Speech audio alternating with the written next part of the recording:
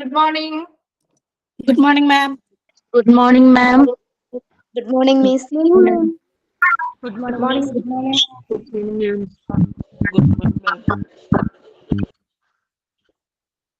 Okay, നമ്മുടെ dietary service ആണ് എടുത്തോണ്ടിരുന്നത്. Role of ഡയറ്റീഷ്യന്റെ Rolls അല്ലേ പറഞ്ഞുകൊണ്ടിരുന്നേ അല്ലെ? എവിടെ വരെ കംപ്ലീറ്റ് ആയി? ഡയറ്റ് കൗൺസിലിംഗ് വരെയല്ലേ മിസ് കഴിഞ്ഞ ക്ലാസ്സിൽ പറഞ്ഞു നിർത്തിയത്?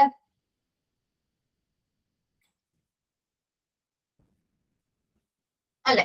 ഓക്കെ, വായിച്ചു നോക്കിയിരുന്നോ? ക്ലിയർ ആണോ? അവിടെ വരെയും ഡയറ്റ് കൗൺസിലിംഗ് വരെയും ക്ലിയർ ആണോ?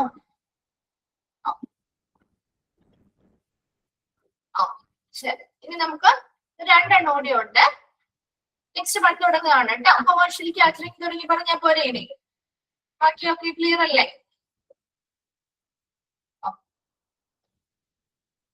ഓക്കെ, അപ്പൊ നമ്മുടെ കൊമേഴ്ഷ്യൽ കാറ്ററിംഗുമായി ബന്ധപ്പെട്ട കാര്യങ്ങളാണ് പറയുന്നത്. കണ്ടിട്ടില്ലേ? ഹോസ്പിറ്റലിലുള്ള ക്യാന്റീൻസ് കണ്ടിട്ടുണ്ടോ? Staff canteens. ഹോസ്പിറ്റലിൽ പോകുമ്പോ സ്റ്റാഫ് ക്യാന്റീൻസിൽ നമ്മൾ പോവാറില്ലേ? അപ്പൊ അത് തന്നെ ഇവിടെ കൊമേഴ്ഷ്യൽ കാറ്ററിംഗ് എന്നതുകൊണ്ട് ഉദ്ദേശിക്കുന്നത് service in the form of staff canteen. Staff canteen രൂപത്തിലുള്ള സേവനങ്ങളെയാണ് നമ്മൾ കൊമേഴ്ഷ്യൽ കാറ്ററിംഗ് എന്നതുകൊണ്ട് ഉദ്ദേശിക്കുന്നത്. സോ പ്രൊവിഷൻ ഓഫ്, അപ്പൊ ഈ ഒരു സ്റ്റാഫ് ക്യാന്റീനിൽ എന്തൊക്കെ കാര്യങ്ങൾ ഉണ്ടാവും? ഉച്ചഭക്ഷണങ്ങളും ഉണ്ടാവും ഇല്ലേ? ടീ ഉണ്ട്, സ്നാക്സ് ഉണ്ട്, കൂൾ ഡ്രിങ്ക്സ് ഉണ്ട് ഇല്ലേ? അതുപോലെയുള്ള എല്ലാ സാധനങ്ങളും നമുക്ക് അവിടുന്ന് ലഭ്യമാണ് അല്ലെ? cheaper than cost run by private party. ഒരു പ്രൈവറ്റ് ആയിട്ടുള്ള ഒരു ഹോസ്പിറ്റലിൽ പോയി അല്ലെങ്കിൽ ഒരു ഹോട്ടലിൽ പോയി നമ്മൾ കഴിക്കുമ്പോ അതിനേക്കാളും പ്രൈസ് കുറവായിരിക്കില്ല ക്യാന്റീനിൽ അല്ലെ?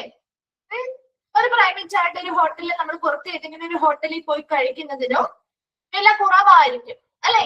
വില കുറവായിരിക്കില്ലേ ഈ ഒരു ക്യാന്റീൻ സ്റ്റാഫ് ക്യാന്റീനിലുള്ള എന്താണ് ക്യാന്റീൻ നടത്തുന്നിടങ്ങളില്? അതാണ് അവിടെ പറയുന്നത് കേട്ടോ. cheaper than cost run by private parties. Private parties നടത്തുന്നതിനേക്കാൾ ചീപ്പർ കോസ്റ്റിലാണ് ഇവിടെ ഫുഡ് ഐറ്റംസ് ആണെങ്കിലും മറ്റു കാര്യങ്ങളും നൽകുന്നത്. അതുപോലെ administration can control the quality of food service. അവർ കൊടുക്കുന്ന ആ ഒരു ക്യാന്റീൻ വഴി പ്രൊവൈഡ് ചെയ്യുന്ന ഭക്ഷണ സർവീസിന്റെയുമായി ബന്ധപ്പെട്ട ആ ഒരു ക്വാളിറ്റി അല്ലെങ്കിൽ ഗുണനിലവാരത്തുമായി ബന്ധപ്പെട്ട കാര്യങ്ങളെ നിയന്ത്രിക്കാനായിട്ട് ആർക്കാണ് അധികാരമുണ്ടാവുക? അഡ്മിനിസ്ട്രേഷനും അധികാരമുണ്ടായിരിക്കും. Then services can be given to staff, attendants or visitors. അതുപോലെ തന്നെ ഈ സർവീസുകൾ അവരുടെ സ്റ്റാഫുകൾക്ക് വേണ്ടിയിട്ടാണ് പ്രധാനമായിട്ടും അവിടെ ഒരു ക്യാന്റീൻ സെറ്റ് ചെയ്തിരിക്കുന്നത്. സ്റ്റാഫുകൾക്ക് മാത്രമല്ല, അറ്റൻഡൻസിനോ അവിടെ വരുന്ന സന്ദർശകർക്കോ ഒക്കെ നമുക്ക് ഫുഡ് സർവീസ് ലഭിക്കുന്നുണ്ട് അല്ലെ? നമുക്ക് അതുകൊണ്ടാണ് നമ്മൾ പോകുമ്പോഴും നമുക്ക് ഫുഡ് കിട്ടുന്നത് അല്ലെ? അപ്പൊ ഇവിടെ കൊമേഴ്ഷ്യൽ കാറ്ററിംഗ് എന്ന് പറഞ്ഞാൽ service in the form of staff canteen. Staff ക്യാന്റീന്റെ രൂപത്തിലുള്ള സേവനങ്ങളെയാണ് നമ്മൾ കൊമേഴ്ഷ്യൽ കാറ്ററിംഗിൽ ഉൾപ്പെടുത്തുന്നത്. സോ അവിടെ മീൽസ് ഉണ്ടാവും, ടീ ഉണ്ടാവും, സ്നാക്സ് ഉണ്ടാവും, കോൾഡ് ഡ്രിങ്ക്സ് ഉണ്ടാവും. ഇതെല്ലാം അവിടെ നിന്ന് പ്രൊവൈഡ് ചെയ്യുന്നുണ്ട്. അതുപോലെ ഒരു പ്രൈവറ്റ് പാർട്ടി നടത്തുന്നതിനേക്കാൾ ചീപ്പർ കോസ്റ്റിലാണ് നമുക്ക് ഇവിടെ നിന്ന് ഫുഡ് ഐറ്റംസ് ലഭിക്കുന്നത്. അതുപോലെ അഡ്മിനിസ്ട്രേഷന് അവിടുത്തെ ആ ഒരു ക്വാളിറ്റി ഓഫ് ഫുഡ് സർവീസിന്റെ ആ ഒരു ഗുണനിലവാരത്തെ നിയന്ത്രിക്കാനായിട്ട് അധികാരം ഉണ്ടായിരിക്കും. അവിടെയുള്ള സർവീസുകൾ സാധാരണയായിട്ട് സ്റ്റാഫുകൾക്ക്, അറ്റൻഡൻസിന് അല്ലെങ്കിൽ വിസിറ്റേഴ്സ് അല്ലെങ്കിൽ സന്ദർശകർക്കും ഒക്കെയാണ് ആ ഒരു സർവീസ് സാധാരണയായിട്ട് പ്രൊവൈഡ് ചെയ്യുന്നത്. അതുപോലെ തന്നെ ഇതിന്റെ ഭാഗമായിട്ട് വരുന്ന ഒരു കാര്യമാണ് hospital can have mobile or vending machines in certain locations like OPD, casualty block, etc. നിങ്ങൾ കണ്ടിട്ടുണ്ടോ? ഹോസ്പിറ്റലിൽ വളരെ തിരക്കുള്ള ഏരിയാസ് ആണ് കാഷ്വാലിറ്റി ബ്ലോക്ക്, അതുപോലെ OPD ഏരിയ അല്ലെ? നമ്മുടെ പേഷ്യൻസ് ഡോക്ടറെ കൺസൾട്ട് ചെയ്യാനിരിക്കുന്ന ഏരിയാസ് ഒക്കെ നല്ല തിരക്കുള്ള സമയമായിരിക്കും കൺസൾട്ടേഷൻ സമയത്തൊക്കെ അല്ലെ? അപ്പൊ അത്തരം സ്ഥലങ്ങളില് ആളുകൾക്ക് എന്തെങ്കിലും കൂൾ ഡ്രിങ്ക്സോ അല്ലെങ്കിൽ ടീയോ സ്നാക്സോ ഒക്കെ കഴിക്കണമെങ്കിൽ അവിടെ ഒരു വെൻഡിങ് മെഷീൻ ആണ്, ഓട്ടോമാറ്റിക്കലി പ്രവർത്തിക്കുന്ന മെഷീൻസ് സ്ഥാപിച്ചിരിക്കുന്നത് കണ്ടിട്ടുണ്ടോ? സാധാരണ ഇപ്പൊ മിക്ക വലിയ വലിയ ഹോസ്പിറ്റലൊക്കെ ഇപ്പൊ സ്വാഭാവികമായിട്ട് മിക്ക സ്ഥലങ്ങളിലും ഉണ്ട് കേട്ടോ. അത് നമുക്ക് ഓട്ടോമാറ്റിക് ആയിട്ട് പ്രവർത്തിക്കുന്നതാ. അവിടെ അങ്ങനെ പ്രത്യേകമായിട്ട് ഒരു എടുത്തു തരാനോ അല്ലെങ്കിൽ നമുക്ക് പൈസ കൊടുക്കാനോ വാങ്ങിക്കാനോ ആരും ഉണ്ടാവില്ല. ഓട്ടോമാറ്റിക് മെഷീൻ ആണ്. ഗവൺമെന്റ് ഹോസ്പിറ്റലൊക്കെ ഉണ്ട്. അഡ്വാൻസ്ഡ് ആയിട്ട് വരുന്ന എല്ലാ സ്ഥാപനങ്ങളിലേക്കും ഇങ്ങനെയുള്ള സൗകര്യങ്ങളൊക്കെ അപ്ഡേറ്റ് ചെയ്യുന്നുണ്ട്. അപ്പൊ അവിടെ നമുക്ക് അങ്ങനെ പ്രത്യേകമായിട്ടൊരു സ്റ്റാഫിനെ ഒന്നും നിർത്തിയിട്ടുണ്ടാവില്ല. മറിച്ച് നമുക്ക് ആവശ്യമായിട്ടുള്ള ഓട്ടോമാറ്റിക് ആണല്ലോ. അപ്പൊ ആ മോണിറ്ററിൽ കാണുന്ന ഏതൊക്കെ ഫുഡ് ഐറ്റംസ് ആണോ നമുക്ക് വേണ്ടത് അത് കൃത്യമായിട്ട് നമ്മൾ ഓർഡർ ചെയ്യാം. അതിന്റെ പേയ്മെന്റ് നടത്തി കഴിഞ്ഞാൽ നമുക്ക് അത് അതിന്റേതായിട്ടുള്ള ഒരു കോളത്തിലൂടെ ആ സാധനങ്ങൾ അവിടെ നിന്ന് ലഭ്യമാക്കാൻ പറ്റും. അപ്പൊ അത് കോൾഡ് ഡ്രിങ്ക്സ് ആവാം, നമുക്ക് ടീയോ സ്നാക്സോ ഇങ്ങനെ എന്തോ ആവാം. അതിലുള്ള ഐറ്റംസിൽ നിന്ന് നമുക്ക് ആവശ്യമുള്ളത് സെലക്ട് ചെയ്ത് ഒരു ഓട്ടോമാറ്റിക് മെഷീൻ ആണ്. അപ്പൊ അത്തരത്തിലുള്ള വെൻഡിങ് മെഷീൻ അല്ലെങ്കിൽ മൊബൈൽ മെഷീൻസ് നമുക്ക് മൂവ് ചെയ്ത് ഓരോ സ്ഥലത്തേക്ക് കൊണ്ടുപോകാൻ പറ്റുന്ന രീതിയിലുള്ള മെഷീൻസ്. അപ്പൊ അത്തരം മെഷീൻസ് ഒക്കെ ഇതുപോലെ OPD ഏരിയയിൽ, അതായത് തിരക്കുള്ള ഏരിയാസ് ആണ് അല്ലെ, hospital OPD area, casualty block എന്നൊക്കെ പറഞ്ഞ് അത്തരം ഏരിയാസിലാണ് ഇത്തരം മെഷീൻസ് സാധാരണയായിട്ട് കാണുന്നത്. അപ്പൊ അവിടെ തീം സ്നാക്സ് കോൾഡ് ഡ്രിങ്ക്സ് അങ്ങനത്തെ ഐറ്റംസ് മാത്രമേ ഉണ്ടാവുള്ളൂ കേട്ടോ അതില്. അപ്പൊ അതും ഈ ഒരു കൊമേഴ്ഷ്യൽ കാറ്ററിംഗിന്റെ ഭാഗമായിട്ട് ചെയ്യുന്ന കാര്യങ്ങളാണ്. അപ്പൊ കൊമേഴ്ഷ്യൽ കാറ്ററിംഗില് service in the form of staff canteen, അവിടെ meals, tea, snacks, cold drinks ഒക്കെ പ്രൊവൈഡ് ചെയ്യുന്നുണ്ട്. അതുപോലെ ഒരു പ്രൈവറ്റ് പാർട്ടി നടത്തുന്നതിനേക്കാൾ കോസ്റ്റ് കുറവായിരിക്കും, ചീപ്പർ കോസ്റ്റ് ആയിരിക്കും ഇവിടുത്തെ ഫുഡ് ഐറ്റംസിന്. ഇവിടുത്തെ ഫുഡ് സർവീസിന്റെ ക്വാളിറ്റി കൺട്രോൾ ചെയ്യുന്നതായിട്ട് ആർക്ക് അധികാരമുണ്ട്?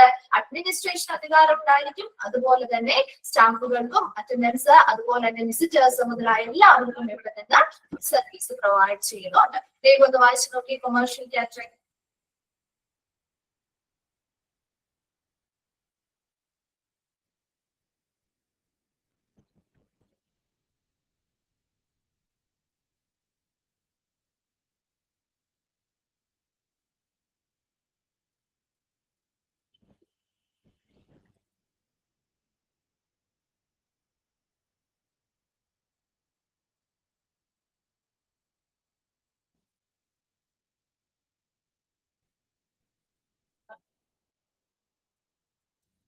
ക്ലിയർ ആണോ?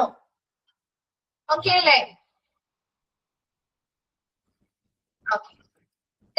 ലാസ്റ്റ് വൺ ആണ് education, training and research.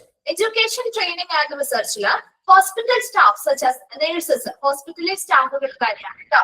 Nurses ആവാം, നഴ്സിംഗ് എയ്ഡ്സ് വന്ന് നഴ്സിംഗ് അസിസ്റ്റന്റുകളില്ലേ, അതുപോലെ തന്നെ റെസിഡൻസ്, അവിടെ താമസിച്ച് ചികിത്സ ചെയ്യുന്ന പേഷ്യൻസ്, അതുപോലെ ടെക്നീഷ്യൻസ്, കുക്ക് മുതലായ എല്ലാവർക്കും, അങ്ങനെ ഹോസ്പിറ്റലിലെ എല്ലാ സ്റ്റാഫുകൾക്കും, അതുപോലെ റെസിഡന്റ് ഡോക്ടേഴ്സ് ആയിക്കോട്ടെ, ജൂനിയർ ഡോക്ടേഴ്സ് ആയിക്കോട്ടെ, അങ്ങനെ എല്ലാ സ്റ്റാഫുകൾക്കും could be educated considering types of food. അപ്പൊ അവിടെ എന്തൊക്കെ തരത്തിലുള്ള ഭക്ഷണങ്ങൾ, അതായത് ഓരോ ടൈപ്പ് ഓഫ് ഫുഡ് എങ്ങനെയാണ്, അതുമായി ബന്ധപ്പെട്ട് നമ്മുടെ ബാലൻസ്ഡ് ഡയറ്റ് എന്നാണ് കേട്ടോ അവിടെ. കറക്റ്റ് അല്ലെങ്കിൽ ഒന്ന് തെറ്റേക്കണേ. ബാലൻസ്ഡ് ഡയറ്റ് എന്താണ്, അതുമായി ബന്ധപ്പെട്ട് ഓരോ ഫുഡ് ഐറ്റംസിന്റെയും കലോറിക് വാല്യൂ എങ്ങനെയാണ്, ഇങ്ങനെയുള്ള കാര്യങ്ങളെ കുറിച്ച് കൃത്യമായിട്ട് അവർക്കൊരു എഡ്യൂക്കേഷൻസ്, കറക്റ്റ് ആണ് അല്ലെ? ഓക്കെ, കൃത്യമായിട്ട് അവർക്കൊരു എഡ്യൂക്കേഷൻ അല്ലെങ്കിൽ ബോധവൽക്കരണങ്ങൾ നടത്തുക എന്നതാണ് ഈ ഒരു റോളിൽ പറയുന്നത്.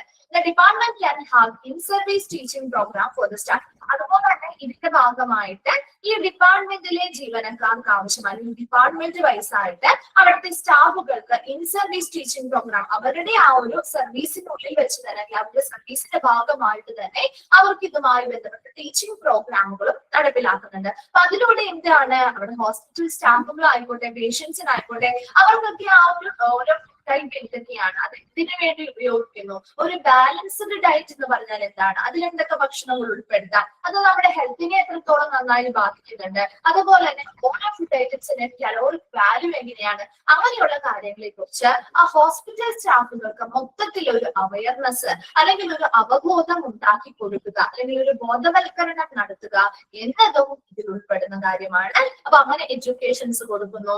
അതുപോലെ അവിടെ ആ ഒരു ഡിപ്പാർട്ട്മെന്റിൽ വർക്ക് ചെയ്യുന്ന ജീവനക്കാർക്ക് ആവശ്യമായ ട്രെയിനിങ്ങുകൾ, പരിശീലനങ്ങൾ കൊടുക്കുന്നു.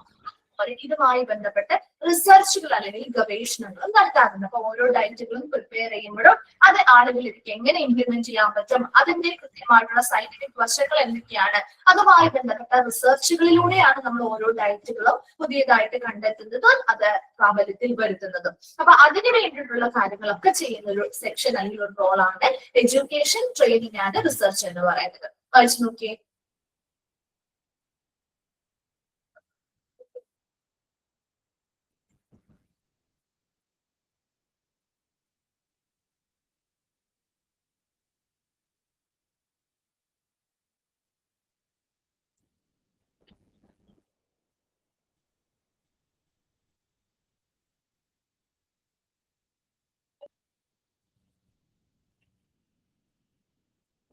ഓക്കെ, അപ്പൊ നമ്മുടെ 4 റോൾസ് കംപ്ലീറ്റ് ആയി കേട്ടോ. അപ്പൊ ആ 4 എണ്ണവും പഠിച്ചു വെക്കണേ. Inpatient catering, diet counselling, commercial catering, education training and research. Inpatient കാറ്ററിംഗും കൊമേഴ്ഷ്യൽ കാറ്ററിംഗും ഒക്കെ എപ്പോഴും ചോദിച്ചു കണ്ടിട്ടുള്ള ക്വസ്റ്റ്യൻസ് ആണ്. അവിടെ നിന്നാണ് കൂടുതലും ക്വസ്റ്റ്യൻ കണ്ടിട്ടുള്ളത്. ഓക്കെ, നെക്സ്റ്റ് നമ്മൾ ഒരു ഡയറ്ററി ഡിപ്പാർട്ട്മെന്റിന്റെ ഫംഗ്ഷൻസിലേക്കാണ് കിടക്കുന്നത്. ഫംഗ്ഷൻസ് നോക്കിയേ, organised preventive maintenance programme for the equipment. അപ്പൊ ഓരോ ഫംഗ്ഷൻസ് ആയിട്ട് നമ്മൾ ഇനി നോക്കുകയാണ് കേട്ടോ. ഒരു ഡയറ്ററി ഡിപ്പാർട്ട്മെന്റിന്റെ പ്രധാനപ്പെട്ട പ്രവർത്തനങ്ങൾ അല്ലെങ്കിൽ ഫംഗ്ഷൻസ് എന്തൊക്കെയാണ് എന്നാണ് നമ്മൾ പഠിക്കുന്നത്. അതിൽ first point, organised preventive maintenance programme for the equipment. അതായത് അവിടെ ഒരുപാട് എന്താണ് ഡയറ്ററി ഡിപ്പാർട്ട്മെന്റ് എന്ന് പറയുമ്പോൾ അവിടെ കിച്ചണുമായി ബന്ധപ്പെട്ടോ അല്ലെങ്കിൽ മറ്റു പ്രവർത്തനങ്ങൾ നടത്താനായിട്ട് ഒരുപാട് ഉപകരണങ്ങൾ ഉണ്ടാവും അല്ലെ. അപ്പൊ അങ്ങനെ ഉപകരണങ്ങൾ ഉണ്ടാവും. അപ്പൊ അത്തരത്തിലുള്ള എക്യുപ്മെന്റുകളുടെ പ്രിവെന്റീവ് മെയിന്റനൻസ് പ്രോഗ്രാം എന്ന് വെച്ചാൽ ഉദ്ദേശിക്കുന്നത് എന്താ, ഒരു ഉപകരണം അത് കേടായിട്ടല്ല റിപ്പയർ ചെയ്യുന്നത് അല്ലെ, മറിച്ച് അത് എന്ത് ചെയ്യുക, മുൻകൂട്ടി അത് കേടാവാതിരിക്കാൻ വേണ്ടിയുള്ള മെയിന്റനൻസുകൾ നടത്തുക എന്നുള്ളതാണ് അല്ലെ. അപ്പൊ നമ്മുടെ വീടുകളിലാണെങ്കിലും നമ്മൾ എന്ത് ചെയ്യാറുണ്ട്, ആ ഒരു മെഷീൻസോ അല്ലെങ്കിൽ എക്യുപ്മെന്റോ കാര്യങ്ങളോ ഒക്കെ എന്തെങ്കിലും കേടുവരാൻ സാധ്യതയുണ്ടെന്നുള്ള സൂചന കിട്ടിയാൽ നമ്മളത് മെയിന്റനൻസ് ചെയ്യും അല്ലെ. മെയിന്റനൻസ് ചെയ്യും അല്ലെ. അപ്പൊ അതുപോലെയുള്ള കാര്യങ്ങൾ. അപ്പൊ അവിടെ എക്യുപ്മെന്റുകളാണെങ്കിലും അതിലേക്ക് ആ ഒരു എക്യുപ്മെന്റ് തകരാറ് വരാതിരിക്കുന്നതിന് വേണ്ടിയുള്ള പ്രിവെന്റീവ് മെയിന്റനൻസ് പ്രോഗ്രാം, പ്രതിരോധ അറ്റകുറ്റപ്പണികൾ നടത്തുന്നതിന് ആവശ്യമായ കാര്യങ്ങൾ എന്ത് ചെയ്യുക, പ്രോഗ്രാംസ് എന്ത് ചെയ്യുക, ഓർഗനൈസ് ചെയ്യുക അല്ലെങ്കിൽ സംഘടിപ്പിക്കുക. അതാണ് ഒന്നാമത്തെ ഫംഗ്ഷൻ. സെക്കൻഡ് വൺ പറയുന്നത്, supply the best food at consistent cost. ഒരു സ്ഥിരമായ വിലയില് അല്ലെങ്കിൽ ഒരു സ്ഥിരമായിട്ടുള്ള റേറ്റിൽ തന്നെ നല്ല ബെസ്റ്റ് ഫുഡ് വിതരണം ചെയ്യുക എന്നുള്ളത്. അല്ലാതെ ഇന്നൊരു ഫുഡ്, ഇപ്പൊ ഒരു എന്തെങ്കിലും ഒരു ഫുഡ് ആയിക്കോട്ടെ, ഇപ്പൊ മീൽസിനായിക്കോട്ടെ, ഇന്നൊരു 50 രൂപയാണ്, നാളെ അത് 60 രൂപയാക്കാൻ പറ്റുമോ? അങ്ങനെ പെട്ടെന്ന് നമുക്ക് ഓരോ ദിവസം നമുക്ക് തോന്നുന്ന വില ഇടാലത് അല്ലെ. അപ്പൊ നമുക്ക് ആ ഒരു കൺസിസ്റ്റൻസി അല്ലെങ്കിൽ ഒരു ട്രസ്റ്റ് നഷ്ടപ്പെടാം. അപ്പൊ അതുകൊണ്ട് തന്നെ ഒരു സ്ഥിരമായ വിലയില് നല്ല ബെസ്റ്റ് ഫുഡ്, നല്ല മികച്ച ഭക്ഷണം കൊടുക്കുക എന്നതാണ് രണ്ടാമത്തെ ഫംഗ്ഷൻ. തേർഡ് വൺ എന്ന് പറയുന്നത്, buy to specifications, receive supplies, check their quality and quantity, store. എന്താണ് നമ്മൾ ഈ ഇപ്പൊ നമ്മുടെ വീട്ടിലേക്കാണെങ്കിലും നമ്മൾ ഒരുപാട് സാധനങ്ങൾ സൂപ്പർ മാർക്കറ്റിൽ പോയിട്ട് പർച്ചേസ് ചെയ്യാറുണ്ട് അല്ലെങ്കിൽ നമ്മുടെ ലോക്കൽ ആയിട്ടുള്ള കടകളിൽ പോയി പർച്ചേസ് ചെയ്യാറുണ്ട് ഇല്ലേ. നമ്മൾ ഒരുപാട് സാധനങ്ങൾ വാങ്ങുക എന്ന് പറയുന്നത് നമുക്ക് ആവശ്യമുള്ള സാധനങ്ങളല്ലേ നമ്മൾ വാങ്ങുള്ളൂ, അല്ലാതെ കടയിലുള്ള എല്ലാ സാധനങ്ങളും നമ്മൾ വാങ്ങില്ല അല്ലെ. അപ്പൊ അത് ഇപ്പൊ നമ്മൾ ഒരു എന്താണ് ഇന്ന സാധനങ്ങൾ ഉണ്ടാക്കാം എന്ന് പ്ലാൻ ചെയ്ത് പോയി കഴിഞ്ഞാൽ അതിന് വേണ്ട സ്പെസിഫിക് ആയിട്ടുള്ള ഐറ്റംസ് മാത്രമല്ലേ നമ്മൾ പർച്ചേസ് ചെയ്യുള്ളൂ അല്ലെ. പിന്നെ ഒരു എന്തെങ്കിലും ഒരു ഐറ്റം ഉണ്ടാക്കാം അല്ലെങ്കിൽ നമുക്ക് ഈ ആഴ്ചത്തേക്ക് ഇന്ന ഫുഡ് ഐറ്റംസ് ആയിരിക്കും നമ്മൾ ഉണ്ടാക്കാൻ പോകുന്നതിന് ഒരു പ്ലാൻ തയ്യാറാക്കി വെച്ചിട്ടുണ്ടെങ്കിൽ അതിനനുസരിച്ചുള്ള സാധനങ്ങളാണ് നമ്മൾ പർച്ചേസ് ചെയ്യുക അല്ലെ. ഇവിടെയും അതുപോലെ തന്നെ ഓരോ ഡയറ്റിന് എന്തൊക്കെ സാധനങ്ങൾ വേണോ അതിന്റെ സ്പെസിഫിക്കേഷൻ അനുസരിച്ച് മാത്രം എന്ത് ചെയ്യുന്നു, പർച്ചേസിങ് നടത്തുന്നു. മനസ്സിലാവുന്നുണ്ടോ? അപ്പൊ ഓരോ പേഷ്യൻസിനും നമുക്കറിയാം ആവശ്യമില്ലാത്ത കുറെ സാധനങ്ങൾ ഉണ്ടാവും, അതെല്ലാം പർച്ചേസ് ചെയ്യുന്ന കാര്യമില്ല അല്ലെ. ആ റെസിപ്പീസ് ഏതൊക്കെ തരത്തിലുള്ള ഡയറ്റുകൾക്കുള്ള ഫോളോ ചെയ്യുന്ന പേഷ്യൻസ് ആണോ നമുക്ക് ഫുഡ് കൊടുക്കേണ്ടത്, അവരുടെ ഡയറ്റിൽ പറയുന്ന റെസിപ്പീസിനനുസരിച്ച് പ്രിപ്പയർ ചെയ്യാൻ ആവശ്യമായിട്ടുള്ള സ്പെസിഫിക്കേഷൻസ് അല്ലെങ്കിൽ പ്രത്യേകമായിട്ടുള്ള സാധനങ്ങൾ മാത്രം ബൈ ചെയ്യുക അല്ലെങ്കിൽ വാങ്ങുക. ഇനി ഈ പർച്ചേസ് ചെയ്ത് വരുന്ന സാധനങ്ങൾ എന്ത് ചെയ്യുക, റിസീവ് ചെയ്യുക, സ്വീകരിക്കുക. അപ്പൊ നമ്മൾ ബൾക്കായിട്ടൊക്കെ ആയിരിക്കും ഇവര് പർച്ചേസ് ചെയ്യുക, അല്ലാതെ നമ്മുടെ പോലെ പെട്ടെന്ന് കടകളിൽ പോയി വാങ്ങുക എന്നോട് വളരെ എമർജൻസി കേസുകൾ മാത്രമേ അത് ഉണ്ടാവുള്ളൂ. അല്ലാതെ അവര് ബൾക്കായിട്ടായിരിക്കും വാങ്ങിച്ചു വെക്കുക അല്ലെ. നമ്മുടെ വീട്ടിലെ പോലെ കുറച്ചൊക്കെ ആയിട്ടുള്ളത് വാങ്ങുമൊന്നുമില്ലല്ലോ. അപ്പൊ അതുപോലെ കുറച്ച് ഐറ്റംസ് ഒരുമിച്ചായിരിക്കും വാങ്ങുക. അപ്പൊ അങ്ങനെ വാങ്ങി വരുന്ന സാധനങ്ങൾ പർച്ചേസ് അതിനനുസരിച്ച് പർച്ചേസ് ചെയ്തു, ആ സാധനം വന്നു കഴിയുമ്പോൾ അത് എന്ത് ചെയ്യുന്നു, റിസീവ് ചെയ്തു. റിസീവ് ചെയ്തതിന് ശേഷം നമ്മൾ എന്ത് ചെയ്യാറുണ്ട്, വീട്ടിൽ പോയി സാധനങ്ങൾ വാങ്ങിക്കഴിയുമ്പോൾ നമ്മൾ അതിന്റെ ക്വാളിറ്റിയും ക്വാണ്ടിറ്റിയും ചെക്ക് ചെയ്യാറില്ലേ. എന്നിട്ടല്ലേ നമ്മളത് സ്റ്റോർ ചെയ്ത് വെക്കുന്നത്. നമ്മൾ പറഞ്ഞ അത്രയും ക്വാണ്ടിറ്റിയിൽ സാധനം നമുക്ക് അവർ തന്നിട്ടുണ്ടോ, നല്ല ക്വാളിറ്റി ആണോ എന്ന് നോക്കും അല്ലെ. ക്വാളിറ്റി ഒക്കെ മോശമാണെങ്കിൽ പിന്നെ നമ്മൾ ആ കടയിൽ പോവില്ല, അല്ലെങ്കിൽ നമ്മൾ അത് തിരിച്ചു കൊണ്ട് കൊടുക്കാറുണ്ട് ഇല്ലേ. അതുപോലെ തന്നെ ഇവിടെയും അവ വന്നിരിക്കുന്ന സാധനങ്ങള് അതിന്റെ ക്വാണ്ടിറ്റി നല്ലതാണോ ക്വാളിറ്റി നല്ലതാണോ എന്നൊക്കെ നോക്കിയിട്ട് അത് എന്ത് ചെയ്യുന്നു, സ്റ്റോർ ചെയ്ത് വെക്കുന്നു. ക്ലിയർ അല്ലേ ഇത്? അടുത്തത് make portion, assemble and distribute food. ഇനി എന്ത് ചെയ്യാണ്, സാധനങ്ങളൊക്കെ റെഡിയായി, ഇനി ആ ഫുഡ് പ്രിപ്പയർ ചെയ്താൽ മതി അല്ലെ. അപ്പൊ അടുത്ത സെക്ഷൻ എന്ന് പറഞ്ഞാൽ അടുത്ത ഫംഗ്ഷൻ എന്ന് പറഞ്ഞാൽ അതാണ് എന്താണ്, നമുക്ക് ആവശ്യമായിട്ടുള്ള പോർഷൻസ് എന്ത് ചെയ്യുന്നു, ഫുഡ് ഐറ്റംസ് ഒരുപാട് ഉണ്ടാക്കിയില്ല അവർക്ക് ആവശ്യം, അതായത് നമുക്കറിയാം പേഷ്യൻസിന് കൺട്രോൾഡ് എമൗണ്ടിലാണ് ഫുഡ് കൊടുക്കുക അല്ലെ, കൺട്രോൾഡ് ആയിട്ടുള്ള രീതിയിലാണ് ഫുഡ് കൊടുക്കുക, അല്ലെങ്കിൽ അവർക്ക് ഇഷ്ടമുള്ള പോലെ അവർക്ക് വിശപ്പ് മാറുന്നത്രയും നമ്മൾ ഫുഡ് ഒന്നും അങ്ങനെ കൊടുക്കില്ല, വളരെ കൺട്രോൾഡ് ആയിട്ടുള്ള രീതിയിലായിരിക്കും ഭക്ഷണങ്ങൾ ഇൻപേഷ്യൻസിനും കാര്യങ്ങൾക്കും കൊടുക്കുന്നത്. അപ്പൊ അതുകൊണ്ട് തന്നെ ആവശ്യമായ അളവിലുള്ള ഭക്ഷണം മാത്രം എന്ത് ചെയ്യുന്നു, തയ്യാറാക്കുന്നു, അതൊരുമിച്ച് അസംബിൾ ചെയ്യുന്നു, അതിനുശേഷം അതാത് ഇടങ്ങളിലേക്ക് എന്ത് ചെയ്യുന്നു, ഡിസ്ട്രിബ്യൂട്ട് ചെയ്യുന്നു അല്ലെങ്കിൽ വിതരണം ചെയ്യുന്നു. ഇത്രയും ക്ലിയർ ആണോ? ഇത്രയും പോയിന്റ്സ്, 4 പോയിന്റ്സ് ഒന്നുകൂടി മിസ് പറയാം, നമുക്ക് ശ്രദ്ധിക്കേണ്ട. അപ്പൊ ഫസ്റ്റ് വൺ പറഞ്ഞത് അവിടെ ഉപയോഗിക്കുന്ന ഉപകരണങ്ങൾ, ഈ ഒരു ഡിപ്പാർട്ട്മെന്റിൽ ഉപയോഗിക്കുന്ന എല്ലാ എക്യുപ്മെന്റുകളും അല്ലെങ്കിൽ ഉപകരണങ്ങളും കൃത്യമായിട്ട് നല്ല രീതിയിൽ വർക്കിംഗ് കണ്ടീഷനിൽ തുടരുന്നതിന് വേണ്ടിയിട്ട് ആവശ്യമായ പ്രിവെന്റീവ് മെയിന്റനൻസ് പ്രോഗ്രാം അല്ലെങ്കിൽ പ്രതിരോധ അറ്റകുറ്റപ്പണികൾ നടത്തുന്നതിന് ആവശ്യമായ പ്രോഗ്രാമുകൾ അല്ലെങ്കിൽ പരിപാടികൾ എന്ത് ചെയ്യുക, ഓർഗനൈസ് ചെയ്യുക അല്ലെങ്കിൽ സംഘടിപ്പിക്കുക. രണ്ടാമത് പറഞ്ഞത് ഒരു സ്ഥിരമായ നിലയിൽ നല്ല ബെസ്റ്റ് ഫുഡ് വിതരണം ചെയ്യുക. മൂന്നാമത്തത് കൃത്യമായ റെസിപ്പീസ് പ്രകാരം കൃത്യമായ കാര്യങ്ങൾ എന്താണ്, കൃത്യമായ ഫുഡ് ഐറ്റംസ് മാത്രം, സ്പെസിഫിക് ആയിട്ടുള്ള ഐറ്റംസ് മാത്രം പർച്ചേസ് ചെയ്യുക. ആ വന്ന സാധനങ്ങൾ റിസീവ് ചെയ്യുകയും അതിന്റെ ക്വാളിറ്റിയും ചെക്ക് ചെയ്തതിന് ശേഷം മാത്രം സ്റ്റോർ ചെയ്യുകയും ചെയ്യുന്നു. നാലാമത്തത് പറഞ്ഞത് ആവശ്യമായ പോർഷൻ മാത്രം തയ്യാറാക്കുന്നു, അതൊരുമിച്ച് അസംബിൾ ചെയ്ത് വെക്കുന്നു, അതിനുശേഷം അതാത് ഇടങ്ങളിലേക്ക് വിതരണം ചെയ്യുകയും ചെയ്യുന്നു. വേഗം ഒന്ന് വായിച്ചു നോക്കിയ 4 പോയിന്റ്സ്.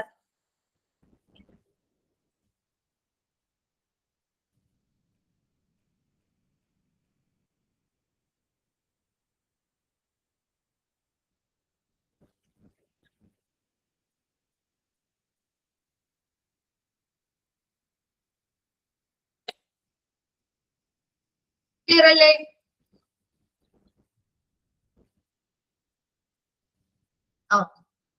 നെക്സ്റ്റ് വൺ ആണ് development of recipes according to the nutritional needs of patient. അതുപോലെ തന്നെ നമ്മുടെ റെസിപ്പീസ് തയ്യാറാക്കുമ്പോൾ എപ്പോഴും എങ്ങനെയാണ് റെസിപ്പീസ് ഡെവലപ്പ് ചെയ്യേണ്ടത് അല്ലെങ്കിൽ വികസിപ്പിക്കേണ്ടത്? According to the nutritional needs of patient അല്ലെ, അവിടെയുള്ള പേഷ്യൻസിന്റെ ന്യൂട്രീഷണൽ പോഷകാഹാരവുമായി ബന്ധപ്പെട്ട ആവശ്യകതകൾ മനസ്സിലാക്കി അതിനനുസരിച്ചുള്ള റെസിപ്പി ആയിരിക്കണം ഡെവലപ്പ് ചെയ്യേണ്ടത്. അതാണ് ഇവിടെ പറയുന്നത് ഡെവലപ്മെന്റ് ഓഫ് റെസിപ്പീസ്. അപ്പൊ അവിടെ നമ്മൾ റെസിപ്പി തയ്യാറാക്കുമ്പോൾ അല്ലെങ്കിൽ വികസിപ്പിക്കുമ്പോൾ അത് ആ പേഷ്യന്റിന്റെ പോഷകാഹാരത്തിന്റെ ആവശ്യകതയ്ക്ക് അനുസരിച്ചുള്ളതായിരിക്കണം. Then രണ്ടാമത്തത് to instruct about how diet plays an important role in the treatment of various diseases. അതുപോലെ തന്നെ അവിടുത്തെ സ്റ്റാഫുകൾക്കായിക്കോട്ടെ പേഷ്യൻസിനായിക്കോട്ടെ അവർക്ക് ആവശ്യമായ ഇൻസ്ട്രക്ഷൻസ് അല്ലെങ്കിൽ നിർദ്ദേശങ്ങൾ നൽകുക. അതായത് ഓരോ ഡയറ്റും നമ്മൾ പാലിക്കുമ്പോൾ അതുമായി ബന്ധപ്പെട്ട് അതിന് എന്ത് ഇമ്പോർട്ടന്റ് റോളാണ് ഒരു പേഷ്യന്റിന്റെ ട്രീറ്റ്മെന്റുമായി ബന്ധപ്പെട്ട് വരുന്നത്. അതായത് പല രോഗങ്ങൾക്കും പല ട്രീറ്റ്മെന്റുകൾ ചെയ്യുന്ന ആളുകളായിരിക്കും. അപ്പൊ അവർ ഈ ഒരു ഡയറ്റ് ഫോളോ ചെയ്താൽ ആ ട്രീറ്റ്മെന്റിൽ അവർക്ക് എന്തൊക്കെ മാറ്റങ്ങൾ ഉണ്ടാവും അല്ലെ? ചില ആളുകൾക്ക് അത് അറിയാത്ത ആളുകൾ ഉണ്ടാവും, ശരിയല്ലേ? എന്തിനീ ഒരു ഡയറ്റ് ഞാൻ ഫോളോ ചെയ്യുന്നു എന്ന കാര്യങ്ങളെ കുറിച്ച് പോലും ചിലപ്പോൾ ഒരു അറിവോ കാര്യങ്ങളോ ഇല്ലാത്ത ആളുകളുണ്ടാവും. അപ്പൊ അത്തരത്തില് അവർക്ക് സ്റ്റാഫുകളായിക്കോട്ടെ പേഷ്യൻസിനായിക്കോട്ടെ ഒരു ഡയറ്റ് ഒരു പല ഡിസീസുകളുടെയും ട്രീറ്റ്മെന്റുമായി ബന്ധപ്പെട്ട് നമ്മൾ ഒരു ഡയറ്റ് ഫോളോ ചെയ്യുമ്പോൾ ആ ഡയറ്റിന്റെ ആ ഒരു പ്രാധാന്യം എന്താണെന്ന് കൃത്യമായി നിർദ്ദേശങ്ങൾ നൽകുന്നു. Then മൂന്നാമത് to follow the everyday diet pattern of patients to meet their needs throughout various diseased conditions. അതായത് ഇവിടെ to follow എന്ന് പറയുന്നത് ഉദ്ദേശിക്കുന്നത് അവരുടെ എവരിഡേ ഡയറ്റ് പാറ്റേൺ, ദിവസേനയുള്ള ഡയറ്റ് പാറ്റേണിൽ എന്ത് ചെയ്യുക, മോഡിഫിക്കേഷൻസ് കൊണ്ടുവരാൻ ഉദ്ദേശിക്കുന്നത് കേട്ടോ. Pattern of patients to meet their needs, അവരുടെ ആ ഒരു ഡിസീസ് കണ്ടീഷൻ രോഗാവസ്ഥയുമായി ബന്ധപ്പെട്ട് അവരുടെ ന്യൂട്രീഷണൽ ആവശ്യകതകൾ നിറവേറ്റുന്ന തരത്തില് അവരുടെ ദിവസേനയുള്ള ഡയറ്റ് പാറ്റേണുകളിലെ മോഡിഫിക്കേഷൻസ് അല്ലെങ്കിൽ മാറ്റങ്ങൾ വരുത്തുക. നെക്സ്റ്റ് വൺ ആണ് the everyday function of the dietary department is to prepare to after എന്നാണ്. രണ്ടിന്റെ ആണെങ്കിലും ഉദ്ദേശിക്കുന്ന മോഡിഫൈ ചെയ്യുക എന്നതാണ് കേട്ടോ. Okay, the everyday function of the dietary department is to prepare meals and snacks for patients who are admitted to the hospital. അതുപോലെ തന്നെ ദിവസേനയുള്ള dietary department ദിവസേനയുള്ള പ്രവർത്തനമാണ് അല്ലെ. ആ ഒരു ഹോസ്പിറ്റലിൽ അഡ്മിറ്റ് ആയിട്ടുള്ള ഇൻപേഷ്യൻസ് എന്ത് ചെയ്യുക, മീൽസും സ്നാക്സും ഒക്കെ പ്രിപ്പയർ ചെയ്ത് നൽകുക എന്നുള്ളത്. These meals are prepared by, അപ്പൊ നമുക്ക് ഇഷ്ടമുള്ള പോലെ, എല്ലാവരും ഡിപ്പാർട്ട്മെന്റിന് ഇഷ്ടമുള്ള പോലെ ഫുഡ് ഉണ്ടാക്കാൻ പറ്റുമോ? ഇല്ല അല്ലെ. ആ മീൽസ് എന്തിന്റെ അടിസ്ഥാനത്തിലാണ് ഉണ്ടാക്കുന്നത്? Prepared by strict guidelines of the physicians written order. അവരെ ട്രീറ്റ്മെന്റ് കൊടുക്കുന്ന അല്ലെ, അവർക്ക് ട്രീറ്റ്മെന്റ് കൊടുക്കുന്ന ഫിസിഷ്യൻസിന്റെ റിട്ടേൺ ഓർഡർ, അവർ എഴുതി കൊടുത്തിരിക്കുന്ന ആ ഒരു റിട്ടേൺ ഓർഡർ പ്രകാരം സ്ട്രിക്റ്റ് ആയിട്ടുള്ള ഗൈഡ് ലൈൻസ് അല്ലെങ്കിൽ മാർഗനിർദ്ദേശങ്ങൾ പ്രകാരം മാത്രം തയ്യാറാക്കിയ മീൽസ് ആയിരിക്കണം അവർക്ക് നൽകേണ്ടതും. അത്രയും പോയിന്റ്സ് നമുക്ക് ഒന്നുകൂടി നോക്കാം കേട്ടോ. അപ്പൊ ഫസ്റ്റ് എന്താ പറഞ്ഞത്? Development of recipes according to the nutritional needs of patients. പേഷ്യൻസിന്റെ ന്യൂട്രീഷണൽ നീഡ്സ് എന്തൊക്കെയാണ്, പോഷകാഹാരത്തിന്റെ ആവശ്യകത എന്തൊക്കെയാണ്, അതിനനുസരിച്ചുള്ള റെസിപ്പീസ് ആയിരിക്കണം ഡെവലപ്പ് ചെയ്യേണ്ടത്, അല്ലെങ്കിൽ അതിനനുസരിച്ചുള്ള റെസിപ്പീസിനെ വികസിപ്പിക്കുക. രണ്ടാമത് പറയുന്നത് to instruct about how diet plays an important role. അതായത് ഓരോ ഡിസീസുകൾക്കും അതിന്റേതായ ട്രീറ്റ്മെന്റുകൾ നമ്മൾ കൊടുക്കുന്നുണ്ട്. അപ്പൊ അത്തരം ട്രീറ്റ്മെന്റുകൾ നമ്മൾ ഈ ഡയറ്റ് ഫോളോ ചെയ്യുന്നതിന്റെ പ്രാധാന്യം എന്താണ്, ആ ഒരു ട്രീറ്റ്മെന്റ് എടുക്കുന്ന സമയത്ത് നമ്മൾ ഈ ഡയറ്റ് ഫോളോ ചെയ്താൽ നമുക്ക് എന്തൊക്കെ ബെനിഫിറ്റ്സ് ഉണ്ടാവും, അതുമായി ബന്ധപ്പെട്ട കൃത്യമായ നിർദ്ദേശങ്ങൾ നൽകുക.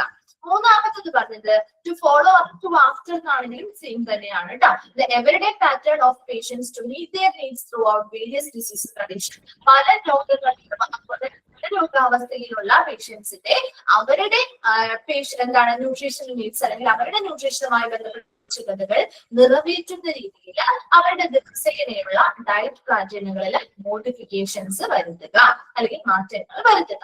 അതുപോലെ തന്നെ ഒരു ഡയറ്ററി ഡിപ്പാർട്ട്മെന്റിന്റെ ദിവസേനയുള്ള ഒരു ഫംഗ്ഷൻ അല്ലെങ്കിൽ പ്രവർത്തനമാണ് അവിടെ ഹോസ്പിറ്റലിൽ അഡ്മിറ്റ് ആയിട്ടുള്ള പേഷ്യൻസിന് ആവശ്യമായ മീൽസും സ്നാക്സും ഒക്കെ പ്രിപ്പയർ ചെയ്ത് നൽകുക എന്നുള്ളത്. ഇനി ഇങ്ങനെ മീൽസ് തയ്യാറാക്കി നൽകുക എന്ന് പറഞ്ഞാല് prepared by strict guidelines of the physicians written order. അവരെ ട്രീറ്റ്മെന്റ് ചെയ്യുന്ന ഫിസിഷ്യൻസിന്റെ കൃത്യമായിട്ടുള്ള രേഖാമൂലമുള്ള ഓർഡർ പ്രകാരം സ്ട്രിക്റ്റ് ആയിട്ടുള്ള ഗൈഡ് ലൈൻസ് മാർഗനിർദ്ദേശങ്ങൾ പാലിച്ചുകൊണ്ടായിരിക്കണം ഈ മീൽസും കാര്യങ്ങളും പ്രിപ്പയർ ചെയ്ത് നൽകാനായിട്ട്. അത്രയും പോയിന്റ്സ് വേഗം ഒന്ന് വായിച്ചു നോക്കിയേ.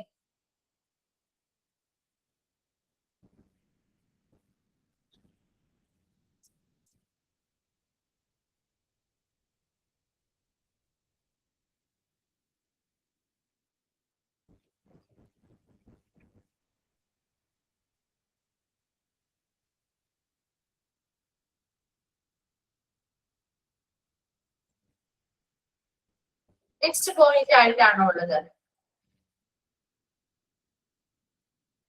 അത് ഒരുമിച്ച് പറയണേ. ഇപ്പൊ ലാസ്റ്റ് പറഞ്ഞതല്ലേ പറഞ്ഞേ? ലാസ്റ്റ് പറഞ്ഞ കാര്യമല്ലേ പറഞ്ഞത്? ലാസ്റ്റ് പോയിന്റ് പറഞ്ഞതിൽ ദീസ് മീൽസ് എന്നുള്ളത് നെക്സ്റ്റ് പോയിന്റ് ആയിട്ടാണെന്നാണോ ഉദ്ദേശിച്ചത്? അങ്ങനെയാണോ ഉദ്ദേശിച്ചത്?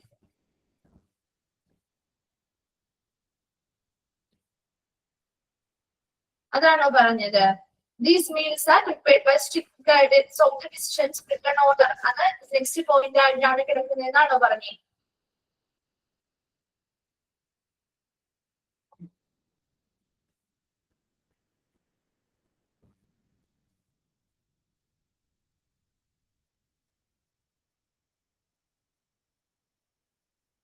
ഇപ്പൊ പറഞ്ഞ പോയിന്റ് അല്ലെ? എല്ലാം ഒന്ന് തന്നെയാണ്. മീനിങ് കാര്യങ്ങളൊക്കെ ഒരുമിച്ച് നമ്മൾ പറയുന്നത് മാത്രമേ ഉള്ളൂ. അത് ഓരോ പോയിന്റ് ആയിട്ട് പറഞ്ഞാലും ഒരുമിച്ച് പറഞ്ഞാലും അർത്ഥം മീനിങ് അവിടെ തന്നെ ഉണ്ടല്ലോ.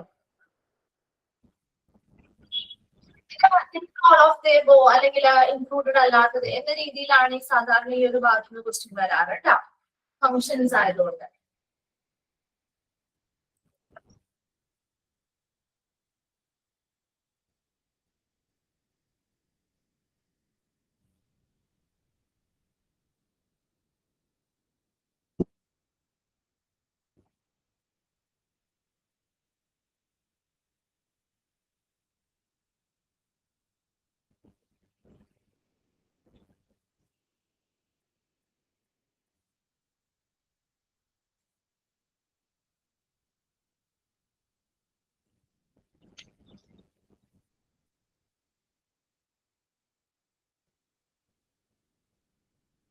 വായിച്ചു കഴിയുമ്പോൾ ഒന്ന് റിപ്ലൈ ചെയ്യണേ.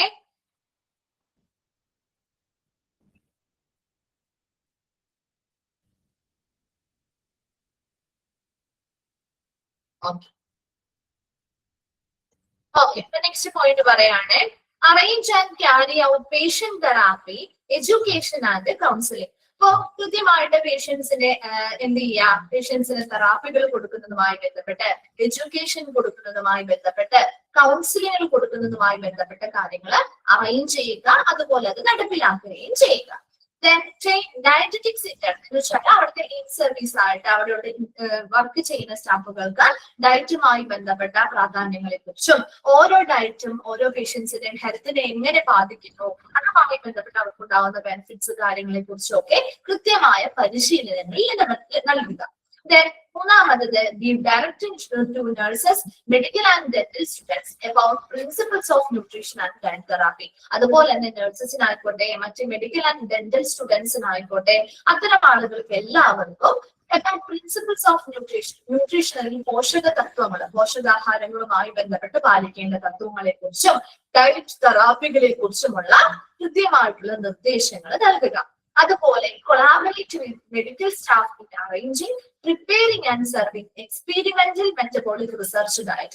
അതുപോലെ തന്നെ ഇപ്പൊ നമ്മൾ ഓൾറെഡി പറഞ്ഞിരുന്നു ഡയറ്റുമായി ബന്ധപ്പെട്ട റിസർച്ചുകൾ നടത്തിയാണ് നമ്മൾ പുതിയ പുതിയ ഓരോ ഡയറ്റുകൾ കണ്ടെത്തുന്നതും അത് ആളുകളിലേക്ക് എന്താണ് ഇംപ്ലിമെന്റ് ചെയ്യുന്നതും അല്ലെ. അപ്പൊ അതിനു വേണ്ടിയിട്ട് അങ്ങനെയുള്ള റിസർച്ച്, ഡയറ്റുമായി ബന്ധപ്പെട്ട റിസർച്ച് അല്ലെങ്കിൽ ഗവേഷണങ്ങൾ നടത്തുമ്പോൾ അതുമായി ബന്ധപ്പെട്ട എക്സ്പീരിമെന്റുകൾ കാര്യങ്ങൾ ചെയ്യാനും അതിനു വേണ്ടിയിട്ടുള്ള അറേഞ്ച്മെന്റുകൾ ചെയ്യാനും അത് തയ്യാറാക്കാനും സെർവിങ് എക്സ്പീരിമെന്റ് എന്താണ് എക്സ്പീരിമെന്റുമായി ബന്ധപ്പെട്ട മറ്റ് സർവീസുകൾ ചെയ്യാനും അതിലൂടെ ആ ഒരു റിസർച്ച് മികച്ചതാക്കാനും വേണ്ടിയിട്ട് മറ്റ് മെഡിക്കൽ സ്റ്റാഫുകളുമായിട്ട് കൊളാബറേറ്റ് ചെയ്യുക, സഹകരിക്കുക.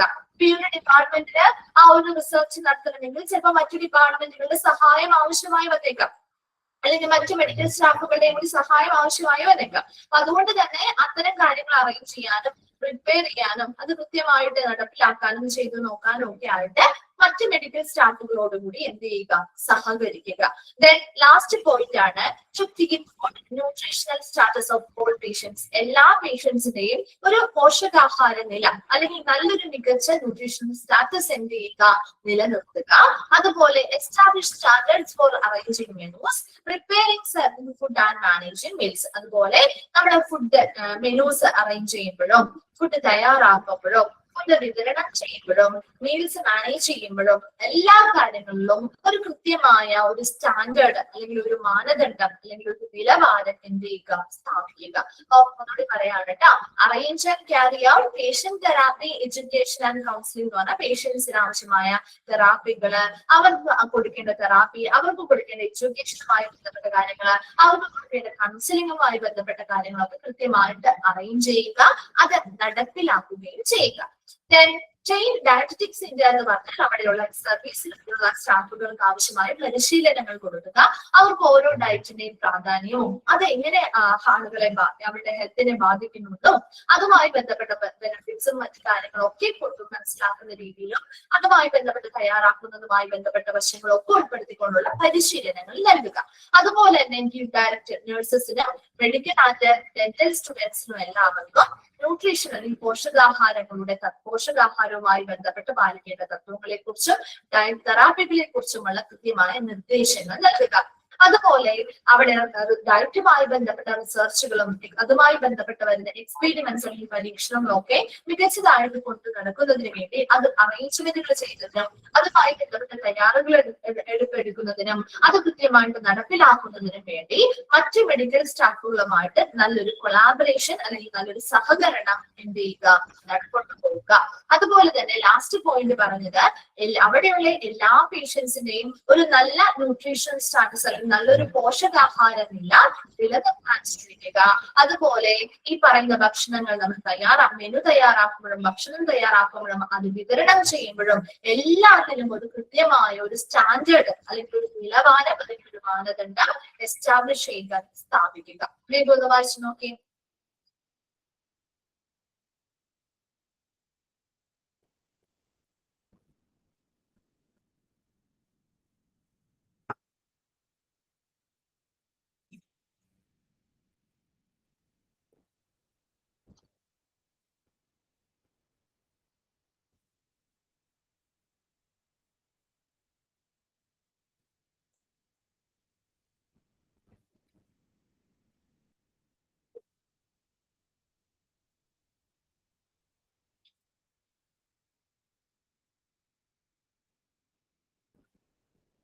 ഓക്കെ അല്ലേ?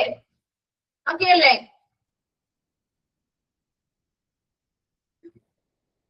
ഓക്കെ, ശരി. നെക്സ്റ്റ് നമ്മള് പ്രോബ്ലം സിറ്റുവേഷനിലേക്കാണ് പോകുന്നത് കേട്ടോ. ഈ ഒരു ഡിപ്പാർട്ട്മെന്റ് ഫേസ് ചെയ്യുന്ന കുറച്ച് പ്രോബ്ലം സിറ്റുവേഷൻസ് ഉണ്ട്. അത് ഏതൊക്കെയാണെന്നാണ് നമ്മൾ നോക്കുന്നത്. ഫസ്റ്റ് വൺ ആണ് dispute between food service staff and nursing staff. ഉദ്ദേശിക്കുന്നത് dispute between food service staff and nursing staff. അവിടുത്തെ ഫുഡ് സെർവ് ചെയ്യുന്ന സ്റ്റാഫുകളും അവിടുത്തെ നഴ്സിംഗ് സ്റ്റാഫുകളും തമ്മിലുണ്ടാകുന്ന തർക്കങ്ങൾ. അപ്പൊ അതൊരു പ്രശ്നമല്ലേ? അല്ലേ? ഈ ഡിപ്പാർട്ട്മെന്റ് നേരിടുന്ന കുറച്ച് പ്രശ്നമുള്ള കുറച്ച് സിറ്റുവേഷൻസ് അല്ലെങ്കിൽ പ്രശ്നങ്ങൾ ഉണ്ടാക്കാവുന്ന കുറച്ച് സാഹചര്യങ്ങളാണ് കേട്ടോ പറയുന്നത്. ഫസ്റ്റ് വൺ എന്ന് പറഞ്ഞാൽ അവിടുത്തെ ഫുഡ് സർവീസ് ചെയ്യുന്ന സ്റ്റാഫുകളും നഴ്സിംഗ് സ്റ്റാഫുകളും തമ്മിൽ ഉണ്ടാവുന്ന ഡിസ്പ്യൂട്ട് അല്ലെങ്കിൽ തർക്കങ്ങളാണ് ഒന്നാമത്തെ കാര്യം. രണ്ടാമത്തത് complaints against the department with regard to the quality of food. അപ്പൊ ഫുഡിന്റെ ക്വാളിറ്റിയുമായി ബന്ധപ്പെട്ട് എന്തെങ്കിലും ഈ ഡിപ്പാർട്ട്മെന്റിനെതിരെ ഉണ്ടാകുന്ന പരാതികൾ. ഇപ്പൊ ഫുഡിന്റെ ക്വാളിറ്റി കൊള്ളില്ല, മോശമാണ് എന്നൊക്കെ പറഞ്ഞ് കസ്റ്റമേഴ്സ് എന്ത് ചെയ്യാറുണ്ട്? പരാതികൾ കൊടുക്കും അല്ലെ ഡിപ്പാർട്ട്മെന്റിനെതിരെ. അതും ഇവര് നേരിടുന്ന ഒരു പ്രോബ്ലം സിറ്റുവേഷൻ ആണ്. അത് രണ്ടും ക്ലിയർ ആണോ? ഒന്നാമത്തത് പറഞ്ഞത് ഫുഡ് സർവീസ് സ്റ്റാഫും അതുപോലെ നഴ്സിംഗ് സ്റ്റാഫുകളും തമ്മിൽ അവർക്കിടയിൽ ഉണ്ടാകുന്ന തർക്കങ്ങളെയാണ് ഒന്നാമത്തെ കാര്യം പറഞ്ഞത്. രണ്ടാമത്തെ സിറ്റുവേഷൻ എന്ന് പറഞ്ഞാൽ complaints against the department with regard to the quality of food. അവര് കൊടുക്കുന്ന ഡിപ്പാർട്ട്മെന്റ് നൽകുന്നത് ഡയറക്ടറി ഡിപ്പാർട്ട്മെന്റ് നൽകുന്ന ഫുഡിന്റെ ക്വാളിറ്റിയിലുണ്ടാകുന്ന ക്വാളിറ്റിയുമായി ബന്ധപ്പെട്ട പ്രശ്നങ്ങളാണ്. അപ്പൊ അങ്ങനെ എന്തെങ്കിലും ക്വാളിറ്റിയിലെ വ്യത്യാസങ്ങളോ കാര്യങ്ങളോ ഉണ്ടായാൽ ആ ഡിപ്പാർട്ട്മെന്റിനെതിരെ വരുന്ന പരാതികൾ, അതാണ് രണ്ടാമത്തേത്. ക്ലിയർ അല്ലേ? ഇത് രണ്ടെണ്ണം. തേർഡ് വൺ ആണ് trivial theft and robbery in department. അതായത് നിസ്സാരമായിട്ടുള്ള എന്തെങ്കിലും മോഷണങ്ങളോ അല്ലെങ്കിൽ റോബറി കവർച്ചകളോ നടക്കുക. ഈ ഒരു ഡിപ്പാർട്ട്മെന്റുമായി ബന്ധപ്പെട്ട് ചെറിയ രീതിയിൽ നിസ്സാരമായിട്ടുള്ള മോഷണങ്ങളോ കവർച്ചകളോ നടക്കുക. അതുപോലെ തന്നെ big frauds can occur in materials management department. അതുപോലെ വലിയ തട്ടിപ്പുകൾ, അതായത് മെറ്റീരിയൽസ് മാനേജ്മെന്റ് ഡിപ്പാർട്ട്മെന്റിൽ നമ്മുടെ സ്റ്റോർ മാനേജ്മെന്റുമായി ബന്ധപ്പെട്ട്. അപ്പോൾ നമ്മൾ പറഞ്ഞിരുന്നു ബൾക്കായിട്ടുള്ള ക്വാണ്ടിറ്റിയിലാണ് സാധനങ്ങളൊക്കെ നമ്മൾ പർച്ചേസ് ചെയ്തൊക്കെ വെക്കുന്നത് അല്ലെ. അപ്പൊ അത്തരം സ്റ്റോർ മാനേജ്മെന്റ് അല്ലെങ്കിൽ ആ മെറ്റീരിയൽസിന്റെ മാനേജ്മെന്റ്, പർച്ചേസ്, അതിന് ഓർഡർ ചെയ്യുക, പർച്ചേസ് ചെയ്യുക, സ്റ്റോർ ചെയ്യുക, അതുമായി ബന്ധപ്പെട്ട കാര്യങ്ങളിൽ വലിയ രീതിയിലുള്ള തട്ടിപ്പുകൾ നടത്താം. തട്ടിപ്പുകൾ നടത്തിക്കൂടെ? ആവശ്യമില്ലാത്ത സാധനങ്ങൾ പർച്ചേസ് ചെയ്യാം, ഓർഡർ ചെയ്യാം അല്ലെ. അത് പർച്ചേസ് ചെയ്യാം, അത് ചിലപ്പോ കാണാതെ പോവാം അല്ലെ. സ്റ്റോറിൽ നിന്ന് അത് എന്ത് ചെയ്യാം? യൂസ് ചെയ്യാത്ത സാധനങ്ങളാണെങ്കിൽ ശ്രദ്ധിക്കില്ല അല്ലെ. അപ്പൊ അത് കാണാതെ പോവാം, അല്ലെങ്കിൽ അത് കളവ് മോഷണങ്ങൾ പോവാം അല്ലെ. അങ്ങനെ വലിയ രീതിയിലുള്ള തട്ടിപ്പുകള് ഈ പറയുന്ന മെറ്റീരിയൽസ് മാനേജ്മെന്റ് ഡിപ്പാർട്ട്മെന്റ്, സ്റ്റോർ മാനേജ്മെന്റുമായി ബന്ധപ്പെട്ട് നടക്കാം. അതുപോലെ തന്നെ ലാസ്റ്റ് വൺ ആണ് ഡിസ്പോസൽ ഓഫ് വേസ്റ്റ് ഗാർബേജ്. എന്ന് വെച്ച് കഴിഞ്ഞാല് ഇവിടെ ഫുഡും കാര്യങ്ങളൊക്കെ തയ്യാറാക്കുമ്പോൾ ഓൾറെഡി അതുമായി ബന്ധപ്പെട്ട് ഒരുപാട് വേസ്റ്റസ് വരാൻ സാധ്യതയുണ്ട് അല്ലെ. അത്തരം വേസ്റ്റസ് അല്ലെങ്കിൽ മാലിന്യങ്ങളുടെ നിർമ്മാർജ്ജനവുമായി ബന്ധപ്പെട്ട് ശരിയായ രീതിയിൽ അത് ഡിസ്പോസ് ചെയ്യുന്നില്ല അല്ലെങ്കിൽ നിർമ്മാർജ്ജനം ചെയ്യുന്നില്ലെങ്കിൽ അതുമായി ബന്ധപ്പെട്ട് വിവിധ പ്രശ്നങ്ങൾ ഫേസ് ചെയ്യുന്നതായിട്ട് വരും. അപ്പൊ ഈ ഒരു ഡിപ്പാർട്ട്മെന്റുമായി ബന്ധപ്പെട്ട പ്രോബ്ലം സിറ്റുവേഷൻസ് ആണ് പറഞ്ഞത്. ഒന്നാമത് ഫുഡ് സർവീസ് സ്റ്റാഫും അവിടുത്തെ നഴ്സിംഗ് സ്റ്റാഫുകൾക്ക് ഇടയിൽ ഉണ്ടാക്കുന്ന തർക്കം. രണ്ടാമത് ഫുഡിന്റെ ക്വാളിറ്റിയുമായി ബന്ധപ്പെട്ട് ഈ ഡിപ്പാർട്ട്മെന്റിനെതിരെ വരുന്ന പരാതികൾ. മൂന്നാമത്തത് നിസ്സാരമായിട്ടുള്ള കവർച്ചയോ മോഷണങ്ങളോ നടക്കാം. അതുപോലെ തന്നെ മെറ്റീരിയൽ മാനേജ്മെന്റ്, മെറ്റീരിയൽസ് ഓർഡർ ചെയ്യുന്നോ പർച്ചേസ് ചെയ്യുന്നോ അത് സ്റ്റോർ ചെയ്യുന്നതുമായി ബന്ധപ്പെട്ട് വലിയ വലിയ തട്ടിപ്പുകൾ നടത്താം. അതുപോലെ തന്നെ ആ ഒരു വേസ്റ്റ് ഗാർബേജുമായി ബന്ധപ്പെട്ട് വേസ്റ്റ് കൃത്യമായിട്ട് നിർമ്മാർജ്ജനം ചെയ്യാത്തതുമായി ബന്ധപ്പെട്ട പ്രശ്നങ്ങളും ഉണ്ടായേക്കാം. പൊതുവായി problem situations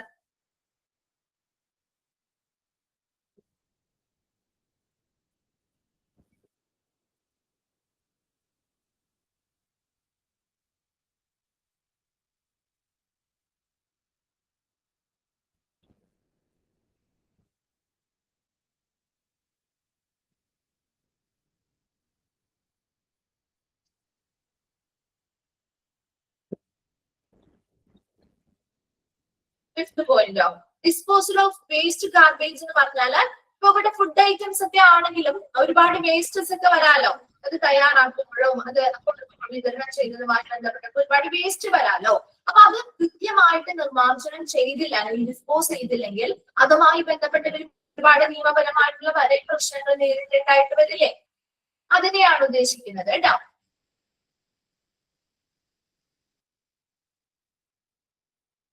third പോയിന്റോ trivial theft എന്ന് പറയാൻ നിസ്സാരമായിട്ടുള്ള കവർച്ചകളോ മോഷണങ്ങളോ.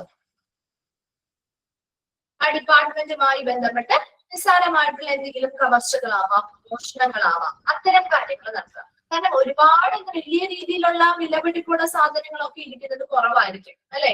ഒരു department dietary department food items ആണല്ലോ, അപ്പൊ ഇതുമായി ബന്ധപ്പെട്ട നിസ്സാരമായിട്ടുള്ള എന്തെങ്കിലും കളവുകളോ മോഷണങ്ങളോ വരാം. അത് അല്ലെങ്കിൽ ഈ പറയുന്ന ഫുഡ് പർച്ചേസ് ചെയ്യുന്നതുമായി ബന്ധപ്പെട്ട്, ഓർഡർ ചെയ്യുന്നതുമായി ബന്ധപ്പെട്ട്, അതുപോലെ തന്നെ അത് സ്റ്റോർ ചെയ്യുന്നതുമായി ബന്ധപ്പെട്ട വലിയ രീതിയിലുള്ള കവർച്ചകൾ അല്ലെങ്കിൽ തട്ടിപ്പുകൾ ഉണ്ടായേക്കാം. അതാണ് നാലാമത്തെ പോയിന്റിൽ പറയുന്നത്. സാധനങ്ങളൊക്കെ ഒരു ആവശ്യമില്ലാത്ത സാധനങ്ങൾ ഓർഡർ ചെയ്യാം, അത് പർച്ചേസ് ചെയ്യുന്നു. അപ്പൊ അത് എന്ത് ചെയ്യുന്നു, ആവശ്യമായ ആളുകളൊക്കെ എന്ത് ചെയ്യുന്നു, സ്റ്റോർ ചെയ്യാതെ അത് മാറ്റുന്നു. അപ്പൊ അത്തരത്തിലുള്ളത് വരുമ്പോൾ ഒരുപാട് പണം നഷ്ടപ്പെടാൻ സാധ്യതയുണ്ട്. അത്തരത്തിലുള്ള വലിയ രീതിയിലുള്ള തട്ടിപ്പുകളും വന്നേക്കാം.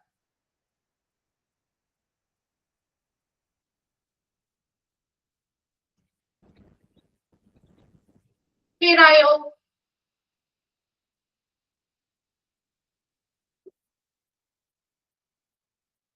ഓക്കെ ഓക്കെ അപ്പൊ നമ്മൾ ലാസ്റ്റ് ഭാഗത്തേക്ക് പോവാണ്. നെക്സ്റ്റ് പറഞ്ഞാണ് policy and procedures that can be applied in directory. ഒരു ഡയറക്ടറി ഡിപ്പാർട്ട്മെന്റിൽ അപ്ലൈ ചെയ്യാൻ പറ്റുന്ന അല്ലെങ്കിൽ അവിടെ അപ്ലൈ ചെയ്യേണ്ടതായിട്ടുള്ള പോളിസി ആൻഡ് പ്രൊസീജിയേഴ്സ്, അവിടുത്തെ അപ്ലൈ ചെയ്യേണ്ട നയങ്ങളും നടപടിക്രമങ്ങളുമാണ് ഇനി പറയുന്നത്. ലാസ്റ്റ് ഭാഗമാണ് കേട്ടോ ഈ ചാപ്റ്ററിന്റെ. First point, dietitian is liable for the quality and quantity of food items. Food ഐറ്റംസിന്റെ ക്വാണ്ടിറ്റി ആയിക്കോട്ടെ അത് കൃത്യമായിട്ട് അതിന്റെ ക്വാളിറ്റിയും ക്വാണ്ടിറ്റിയും ഒക്കെ പരിശോധിക്കാനുള്ള ഒരു ലയബിൾ അല്ലെങ്കിൽ ബാധ്യസ്ഥനായിട്ടുള്ള വ്യക്തി എന്ന് പറയുന്നത് ഡയറ്റീഷ്യൻ ആയിരിക്കും. Dietitian is liable for the quality and quantity of food items. അപ്പൊ ഫുഡ് ഐറ്റംസിന്റെ ക്വാളിറ്റി, ക്വാണ്ടിറ്റി മുതലായവയുടെ ബാധ്യസ്ഥത എന്ന് പറയുന്നത് ഡയറ്റീഷ്യൻ ആയിരിക്കും. രണ്ടാമത് പറയുന്നത് powers of emergency purchases should be given to the officer in charge. അതുപോലെ ഇൻചാർജിലുള്ള ഓഫീസേഴ്സ്, അതിപ്പോ ഓരോ ഷിഫ്റ്റിനനുസരിച്ചായിരിക്കും കേട്ടോ. അപ്പൊ അവിടെ വർക്ക് ചെയ്യുന്ന ആളുകളെ അപ്പൊ ഇൻചാർജിലുള്ള ആൾ ആരാണോ അവർക്ക് എന്ത് അധികാരം കൊടുക്കണം എന്നാ പറയുന്നത്, എമർജൻസി പർച്ചേസിന്. ഇപ്പൊ നമ്മുടെ വീടുകളിൽ ചിലപ്പോ കുക്ക് ചെയ്തുകൊണ്ടിരിക്കുന്ന സമയത്തായിരിക്കും അമ്മ പറയുന്നത് അല്ലെ, എന്തെങ്കിലും ഐറ്റംസ് തീർന്നു പോയി, അതൊന്ന് വേഗം പോയി വാങ്ങിച്ചിട്ട് വരുമോ എന്ന് ചോദിക്കാറില്ലേ. അപ്പം പ്രത്യേകിച്ച് തൊട്ടടുത്തൊക്കെ കടകളൊക്കെ ഉണ്ടെങ്കിൽ പറയാറില്ലേ, നീ ഒന്ന് വേഗം പോയി വാങ്ങിച്ചിട്ട് വരുമോ എന്ന് ചോദിക്കാറില്ലേ. അതൊരു എമർജൻസി പർച്ചേസ് ആണ് അല്ലെ. നമ്മൾ മുൻപ് ചിലപ്പോ തീർന്നത് അറിഞ്ഞിട്ടുണ്ടാവില്ല, അപ്പൊ ചെയ്യുന്ന സമയത്തായിരിക്കും ഇതൊരു എമർജൻസി പർച്ചേസ് അല്ലേ. പെട്ടെന്ന് നമുക്ക് ആവശ്യം വരുമ്പോൾ പെട്ടെന്ന് പോയി നമ്മൾ ലോക്കലായിട്ട് പർച്ചേസ് ചെയ്യുന്നു. അപ്പൊ ഇവിടെയും അതുപോലുള്ള ഒരു എമർജൻസി പർച്ചേസ് ആവശ്യമായിട്ട് വരാലോ അല്ലെ. ചിലപ്പോ ശ്രദ്ധിക്കാതെ എന്തെങ്കിലും സാധനങ്ങളൊക്കെ തീർന്നു പോയിട്ടുണ്ടാവും. അത്തരത്തിലുള്ള എമർജൻസി പർച്ചേസ് ആവശ്യമായി വന്നാൽ അതിനുള്ള അധികാരം ആർക്ക് കൊടുക്കണം എന്നാ പറയുന്നത്. അല്ലാതെ അതിനെയും നമുക്ക് മാനേജറിനെയും കാര്യങ്ങളൊക്കെ വിളിച്ച് മെയിൻ ആയിട്ടുള്ള ആളുകളോടൊക്കെ സംസാരിച്ച് സൂപ്രണ്ടിനോടൊക്കെ ചോദിച്ചിട്ട് വേണമെന്നല്ല. അപ്പൊ പെട്ടെന്ന് ഒരു എമർജൻസി പർച്ചേസ് ആവശ്യമായി വന്നാൽ അപ്പൊ ആരാണോ ഇൻചാർജിലുള്ള ഓഫീസർ അദ്ദേഹത്തിന് അതിനുള്ള അധികാരം അല്ലെങ്കിൽ ആ ഒരു പവർ കൊടുക്കണം. മനസ്സിലായോ രണ്ടാമത്തെ പോയിന്റ്? തേർഡ് വൺ ആണ്, a team consisting of 3 to 4 members should inspect the food items received. അതുപോലെ തന്നെ ഇപ്പൊ നമ്മൾ പർച്ചേസ് ചെയ്ത് ഓർഡർ ചെയ്ത് പർച്ചേസ് ചെയ്ത് വാങ്ങുന്ന സാധനങ്ങളിലെ ഫുഡ് ഐറ്റംസ് ഇല്ലേ, അത് കൃത്യമായിട്ട് പരിശോധിക്കണം. നമ്മൾ നേരത്തെ പറഞ്ഞിരുന്നു പരിശോധിച്ചിട്ട് ക്വാളിറ്റിയും ക്വാണ്ടിറ്റിയും ചെക്ക് ചെയ്തിട്ടാണ് സ്റ്റോർ ചെയ്യേണ്ടത് അല്ലെ. അപ്പൊ ഇവിടെ അതിന് വേണ്ടിയിട്ട് ഒരു ടീം, അതായത് 3 or 4 മെമ്പേഴ്സ് അടങ്ങിയിട്ടുള്ള ഒരു ടീം അതിന് വേണ്ടി ഉണ്ടായിരിക്കണം. ആ 3 or 4 മെമ്പേഴ്സ് അടങ്ങിയ ആ ഒരു ടീം റിസീവ് ചെയ്ത് വരുന്ന ഫുഡ് ഐറ്റംസിനെ കൃത്യമായിട്ട് എന്ത് ചെയ്യുക, പരിശോധിക്കേണ്ടതായിട്ടുണ്ട്. അടുത്തത് everything should be correctly maintained and clean. അതുപോലെ തന്നെ ആ ഒരു ഡിപ്പാർട്ട്മെന്റിലെ എല്ലാ കാര്യങ്ങളും വളരെ വൃത്തിയായിട്ട് മെയിൻറ്റെയിൻ ചെയ്യണം, വളരെ ക്ലീൻ ആയിട്ട് വൃത്തിയുള്ളതായിട്ട് സൂക്ഷിക്കുകയും വേണം. അതുപോലെ proper sanitation and cleanliness that include rodent control measures should be notice. നമ്മുടെ സ്റ്റോർ റൂമൊക്കെയുമായി ബന്ധപ്പെട്ടൊക്കെ എലിശല്യങ്ങൾ കൂടുതലായിരിക്കും അല്ലേ. റോഡന്റ് കൺട്രോൾ മെഷേഴ്സ് എന്ന് പറഞ്ഞാല് എലിശല്യങ്ങളെ നിയന്ത്രിക്കുന്നതുമായി ബന്ധപ്പെട്ട നടപടിക്രമങ്ങളാണ് കേട്ടോ. അപ്പൊ അങ്ങനെ ഈ പറയുന്ന കിച്ചണുമായി ബന്ധപ്പെട്ട അല്ലെങ്കിൽ അവിടുത്തെ സ്റ്റോർ റൂമുമായി ബന്ധപ്പെട്ട് സ്വാഭാവികമായിട്ടും ഇത്തരത്തിലുള്ള എലിശല്യങ്ങളോ കാര്യങ്ങളോ ഒക്കെ ഉണ്ടാവാം. അപ്പൊ അതൊക്കെ എന്ത് ചെയ്യുക, മാറ്റി അതിന് വേണ്ടിയിട്ടുള്ള അത് അങ്ങനെ ഒരു ശല്യം ഉണ്ടാവാതിരിക്കാനുള്ള മെഷേഴ്സ് അല്ലെങ്കിൽ നടപടിക്രമങ്ങൾ സ്വീകരിക്കുകയും അതിലൂടെ വളരെ വൃത്തിയും ശുചിത്വവും അവിടെ കീപ്പ് ചെയ്യുകയും ചെയ്യുക. Then supervisory staff should be ready in the patient's kitchen throughout all working hours and the work schedule should be arranged properly. അതുപോലെ ആ ഒരു കിച്ചൺ വർക്ക് ചെയ്യുന്ന എല്ലാ വർക്കിംഗ് അവേഴ്സിലും ഏതെങ്കിലും ഒരു സൂപ്പർവൈസർ എപ്പോഴും അതിനെ മേൽനോട്ടം വഹിക്കാൻ സൂപ്പർവൈസറി സ്റ്റാഫുകൾ അവിടെ നിർബന്ധമായിട്ടും ഉണ്ടായിരിക്കണം. ത്രൂ ഔട്ട് ദ വർക്കിംഗ്, ആ ഒരു കിച്ചൺ വർക്ക് ചെയ്യുന്ന അല്ലെങ്കിൽ ആ ഒരു ഡിപ്പാർട്ട്മെന്റ് പ്രവർത്തിപ്പിക്കുന്ന ആ ഒരു സമയം മുഴുവൻ ഇവിടെ ആ ഒരു സൂപ്പർവൈസറി സ്റ്റാഫ് ഉണ്ടായിരിക്കണം. ആ work schedule should be arrange properly. അങ്ങനെ ഓരോ സ്റ്റാഫുകൾ വർക്ക് ഷെഡ്യൂളുകളും കൃത്യമായിട്ട് അറേഞ്ച് ചെയ്യണം. ഇത്ര മണി മുതൽ ഇത്ര മണി വരെയുള്ള വർക്കാണ് ചെയ്യേണ്ടത്. അതുപോലെ തന്നെ നമ്മുടെ ഈ ഒരു ഡിപ്പാർട്ട്മെന്റിന്റെ പ്രവർത്തന സമയവും നമ്മൾ എന്ത് ചെയ്യണം, കൃത്യമായിട്ട് ഷെഡ്യൂൾ ചെയ്തിട്ടുണ്ടായിരിക്കണം. അതുപോലെ the ward should be visited by dietitian every day. ഓരോ ദിവസം എല്ലാ ദിവസവും എന്ത് ചെയ്യാം, വാർഡ് ഡയറ്റീഷ്യൻസ് എന്ത് ചെയ്യണം, സന്ദർശിച്ചിരിക്കണം. അങ്ങനെ സന്ദർശിക്കുമ്പോൾ അവരുടേതായിട്ടുള്ള ആവശ്യകതകൾ മനസ്സിലാക്കാനും മോഡിഫിക്കേഷൻസ് വരുത്തണമെങ്കിൽ അത് ചെയ്യാനും ഒക്കെ സാധിക്കും അല്ലെ. Service timing should be determined. ഈ ഒരു ഡിപ്പാർട്ട്മെന്റിന്റെ സർവീസ് ടൈമിംഗ് ഇത്ര മണി മുതൽ ഇത്ര മണി വരെയാണ് എന്ന് കൃത്യമായിട്ട് നിർണയിച്ചിരിക്കണം. നമ്മുടെ ആണെങ്കിൽ ക്യാൻറ്റീനിന്റെ ആണെങ്കിൽ വർക്കിംഗ് ടൈം എന്ന് പറയുന്നത് ഒരു ഫിക്സഡ് അവേഴ്സ് ആണ് അല്ലെ. നമുക്ക് എപ്പോ പോയാലും ക്യാൻറ്റീനിന് സാധാരണ 24 hours വർക്ക് ചെയ്യുന്ന ക്യാൻറ്റീനുകളും ഉണ്ട് കേട്ടോ. വലിയ വലിയ ഹോസ്പിറ്റലൊക്കെ ആണെങ്കിൽ 24 hours വർക്ക് ചെയ്യുന്ന ക്യാൻറ്റീൻ ഉണ്ട്.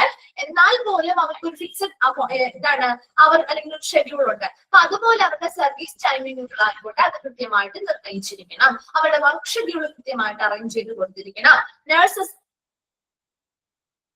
നോർമൽ ഹോസ്പിറ്റൽ ടൈം ഉണ്ട്, ശരിയാണ്.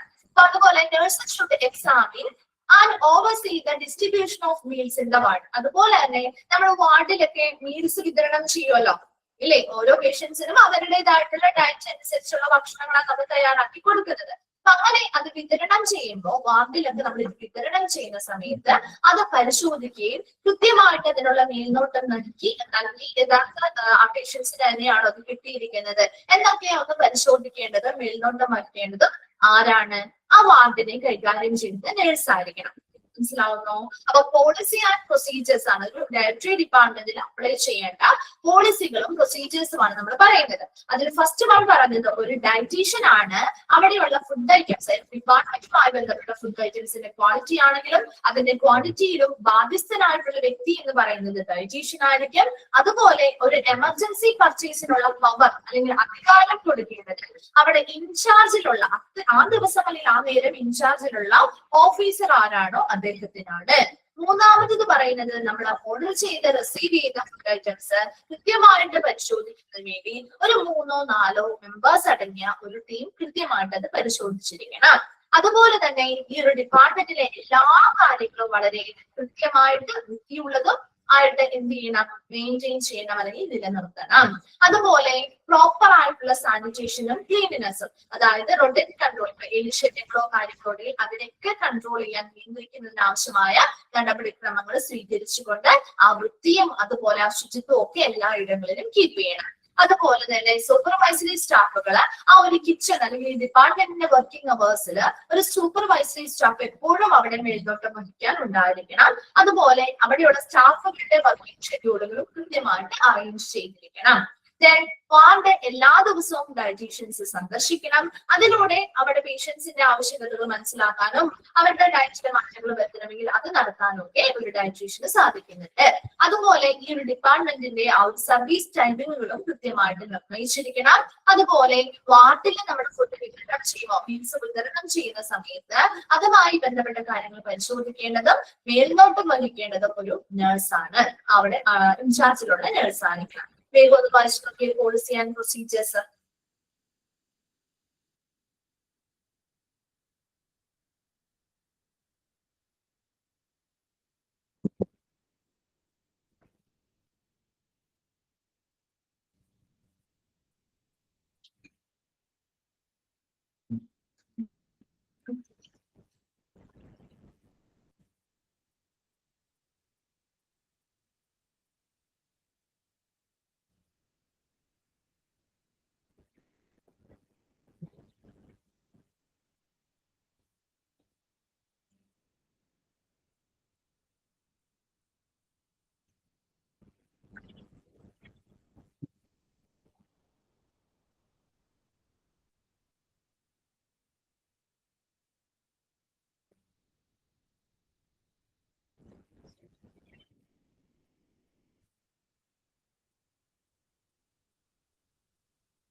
വായിച്ചു കഴിഞ്ഞവരൊന്ന് റിപ്ലൈ ചെയ്യണേ. ഓക്കെ, ക്ലിയർ ആണോ അത്? പോളിസി ആൻഡ് പ്രൊസീജിയേഴ്സ് ഓക്കെ അല്ലേ? ഓക്കെ, അപ്പൊ നമ്മുടെ ഈ ഒരു ചാപ്റ്റർ കംപ്ലീറ്റ് ആയി കേട്ടോ. ഡയറ്ററി സർവീസ് എന്ന് പറഞ്ഞ ചാപ്റ്റർ കംപ്ലീറ്റ് ആയി. അപ്പൊ മിസ് നെക്സ്റ്റ് ചാപ്റ്റർ സ്റ്റാർട്ട് ചെയ്യാണ്. നെക്സ്റ്റ് വൺ ആണ് ഡയാലിസിസ് സർവീസസ്. ആ ഒരു പേര് കണ്ടാൽ അറിയാൻ പറ്റുമല്ലോ, ഡയാലിസിസ് സർവീസസ് എന്താണ്, അല്ലെങ്കിൽ എത്തരത്തിലുള്ള എങ്ങനെയുള്ള രോഗികൾക്കാണ് നമ്മൾ ഡയാലിസിസ് ചെയ്യുന്നത്? എങ്ങനെയുള്ള രോഗികൾക്കാണ് ഡയാലിസിസ് ചെയ്യുന്നത്? കിഡ്നി ഫെയിലിയർ ആയിട്ടുള്ള ആളുകൾക്ക് അല്ലെ, അത്തരം പേഷ്യൻസിനാണ് നമ്മൾ ഡയാലിസിസ് ചെയ്യുന്നത്. അപ്പൊ അതുമായി ബന്ധപ്പെട്ട കാര്യങ്ങൾ തന്നെയാണ് കേട്ടോ ഈ ഒരു ചാപ്റ്ററിൽ പഠിക്കുന്നത്. ഇപ്പൊ ഡയാലിസിസ് എന്താണ്, അതുമായി ബന്ധപ്പെട്ട പ്രധാനപ്പെട്ട ഡയാലിസിസ് ആവശ്യമായി വരുന്ന പ്രധാനപ്പെട്ട സിറ്റുവേഷൻസ് ഏതൊക്കെയാണ്, ഏത് ടൈപ്പ് ഓഫ് ഡയാലിസിസ്, എത്ര ടൈപ്പ് ഓഫ് ഡയാലിസിസ് ഉണ്ട്, അതിൽ കോമൺ ആയിട്ടുള്ളത് ഏതാണ്, അതുമായി ബന്ധപ്പെട്ട കുറച്ച് കാര്യങ്ങളാണ് നമ്മൾ ഈ ഒരു ചാപ്റ്ററിൽ പഠിക്കുന്നത്. ഒരു ഡയാലിസിസുമായി ബന്ധപ്പെട്ട കാര്യങ്ങൾ നമ്മൾ പഠിക്കുകയാണ് കേട്ടോ. അപ്പൊ അതുമായി ബന്ധപ്പെട്ട പ്രാധാന്യങ്ങൾ, അതിന്റെ ബെനിഫിറ്റ്സ്, സൈഡ് എഫക്ട്സ്, അങ്ങനെ ഒരുപാട് കുറച്ച് കാര്യങ്ങൾ ഡീറ്റെയിൽ ആയിട്ട് തന്നെ നമ്മൾ ഈ ഒരു ചാപ്റ്ററിൽ പഠിക്കുന്നുണ്ട്. വളരെ എളുപ്പമാണ്, എന്നാൽ ഒന്ന് മനസ്സിലാക്കി പഠിച്ചു കഴിഞ്ഞാൽ വളരെ എളുപ്പമാണ് കേട്ടോ. എളുപ്പത്തിലുള്ള ഒരു ചാപ്റ്റർ ആണ്. നമ്മുടെ ഡയറ്ററി ഡിപ്പാർട്ട്മെന്റ് എന്ന് പറഞ്ഞാൽ എളുപ്പമല്ലേ ആ ചാപ്റ്റർ? ഡയറ്ററി സർവീസ് എന്ന് പറഞ്ഞാൽ ആ ഒരു ചാപ്റ്റർ എളുപ്പമല്ലേ? അതുപോലെ തന്നെ എളുപ്പമുള്ള ഒരു ചാപ്റ്റർ ആണ് കേട്ടോ ഡയാലിസിസ് സർവീസും. ബുദ്ധിമുട്ടൊന്നുമില്ല പഠിക്കാനായിട്ട്, ഒന്ന് മനസ്സിലാക്കിയിരുന്ന എളുപ്പത്തിൽ ക്യാച്ച് ചെയ്യാൻ പറ്റുന്ന ചാപ്റ്റർ ആണ് കേട്ടോ. ശ്രദ്ധിച്ചിരുന്നാൽ മതി. ഓക്കെ, ഇപ്പൊ നമ്മള് ആദ്യത്തെ ഇൻട്രൊഡക്ഷൻ ഭാഗം നമുക്കറിയാം, കിഡ്നിയുമായി ബന്ധപ്പെട്ട കിഡ്നി ഫെയിലിയർ സംഭവിച്ച ആളുകൾക്കാണ് നമ്മൾ ഡയാലിസിസ് ചെയ്യുന്നത് അല്ലെ. അപ്പൊ ഇവിടെ നമ്മൾ ഇൻട്രൊഡക്ഷനില് നമ്മുടെ കിഡ്നിയുമായി ബന്ധപ്പെട്ട കുറച്ച് കാര്യങ്ങൾ പറയുന്നുണ്ട്. അതുപോലെ ഡയാലിസിസ് എന്ന് പറയുന്ന ട്രീറ്റ്മെന്റ് സ്റ്റാർട്ട് ചെയ്ത ആ ഒരു ഹിസ്റ്ററിയുമായി ബന്ധപ്പെട്ട കുറച്ച് കാര്യങ്ങൾ പറയുന്നുണ്ട്. അതുപോലെയുള്ള കുറച്ച് കാര്യങ്ങളാണ് നമ്മൾ ഒരു ഇൻട്രൊഡക്ഷൻ എന്ന് പറയുന്ന ഭാഗത്ത് പറയുന്നത്. അപ്പൊ നമ്മൾ ആദ്യം ഇൻട്രൊഡക്ഷൻ ഭാഗം സ്റ്റാർട്ട് ചെയ്യാണ്. കുറെ ഒന്നും എക്സ്പ്ലനേഷൻ ഒന്നും തരുന്നില്ല, ഇമ്പോർട്ടന്റ് ആയിട്ടുള്ളത് മാത്രം നോക്കാം കേട്ടോ. അപ്പൊ ഇൻട്രൊഡക്ഷൻ എന്ന് പറഞ്ഞില്ല, അതിൽ ഫസ്റ്റ് പറയുന്നത് the kidneys are the organs that purify the blood by removing waste and excess fluid from your body. നമ്മൾ ഏം ചെയ്തിട്ടെ, നമ്മുടെ കിഡ്നി എന്ന് പറയുന്ന ഓർഗൻ ആണ്, നമ്മുടെ ബ്ലഡിനെ പ്യൂരിഫൈ ചെയ്യുന്ന ഓർഗൻ ആണ് കിഡ്നി. അല്ലെ, ചോദിക്കാറുണ്ട് കേട്ടോ, ബ്ലഡിനെ പ്യൂരിഫൈ ചെയ്യുന്ന ഓർഗൻ ഏതാണ് എന്ന് ചോദിക്കാറുണ്ട്. അതായത് നമ്മുടെ ബ്ലഡിലുള്ള മറ്റ് എന്താണ് വേസ്റ്റസ് ആയിക്കോട്ടെ, എക്സസ് ആയിട്ടുള്ള ഫ്ലൂയിഡ് ആയിക്കോട്ടെ, അല്ലെ അധികമായിട്ടുള്ള ഫ്ലൂയിഡോ കാര്യങ്ങളോ ഒക്കെ ഉണ്ടെങ്കിൽ നമ്മുടെ ബോഡിയിൽ എക്സസ് ആയിട്ടുള്ള ഫ്ലൂയിഡ്, വേസ്റ്റ് മുതലായവയൊക്കെ നമ്മുടെ ബ്ലഡിൽ നിന്ന് റിമൂവ് ചെയ്ത് നമ്മുടെ ബ്ലഡിനെ പ്യൂരിഫൈ ചെയ്യുന്ന ഓർഗൻ ആണ് എന്തെന്ന് പറയുന്നത്, കിഡ്നി എന്ന് പറയുന്നത് അല്ലെ. ദിസ് വേസ്റ്റ് ഇനി ഇങ്ങനെ ബ്ലഡിനെ പ്യൂരിഫൈ ചെയ്യും. അപ്പൊ ബ്ലഡിനെ പ്യൂരിഫൈ ചെയ്യുമ്പോ വേസ്റ്റസ് റിമൂവ് ചെയ്യുന്നുണ്ട്, എക്സസ് ആയിട്ടുള്ള ഫ്ലൂയിഡ് അല്ലെ, വാട്ടറോ മറ്റു ഫ്ലൂയിഡ്സ് ഒക്കെ റിമൂവ് ചെയ്യുന്നുണ്ട്. ഈ പറയുന്ന വേസ്റ്റ് പിന്നീട് എങ്ങോട്ടാ സെൻഡ് ചെയ്യുന്നത്? ബ്ലഡിൽ നിന്ന് പോയി പിന്നെ എങ്ങോട്ടാണ് കിഡ്നി മാറ്റുന്നത്? യൂറിനറി ബ്ലാഡറിലേക്ക് അല്ലെ.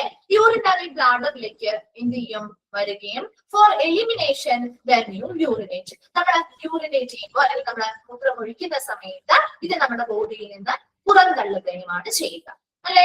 അപ്പൊ കിഡ്നി എന്ന് പറയുന്നത് the organs that purify the blood, ബ്ലഡിനെ പ്യൂരിഫൈ ചെയ്യുന്ന ഓർഗൻ ആണ് കിഡ്നി. അതിനുവേണ്ടി നമ്മുടെ ബ്ലഡിലുള്ള വേസ്റ്റസും എക്സസ് ആയിട്ടുള്ള ഫ്ലൂയിഡ്സും കാര്യങ്ങളൊക്കെ എന്ത് ചെയ്യുന്നു, റിമൂവ് ചെയ്യുന്നു. അതിലൂടെ നമ്മുടെ ബ്ലഡിനെ പ്യൂരിഫൈ ചെയ്യുന്നു. ഈ റിമൂവ് ചെയ്തിട്ടുള്ള വേസ്റ്റസ് ഇതിലേക്ക് എവിടേക്ക് പോകുന്നു? യൂറിനറി ബ്ലാഡറിലേക്ക് സെൻഡ് ചെയ്യുന്നു. ആ യൂറിനറി ബ്ലാഡറിൽ നിന്ന് നമ്മൾ യൂറിനേറ്റ് ചെയ്യുന്ന സമയത്ത് ഇത് നമ്മുടെ ബോഡിയിൽ നിന്ന് പുറന്തള്ളുകയും ചെയ്യുന്നു. ക്ലിയർ അല്ലേ? അത്രയും ഓക്കെ അല്ലേ? Okay. Then dialysis is a kind of treatment that removes extra fluid and waste product from blood when the kidneys are not able to.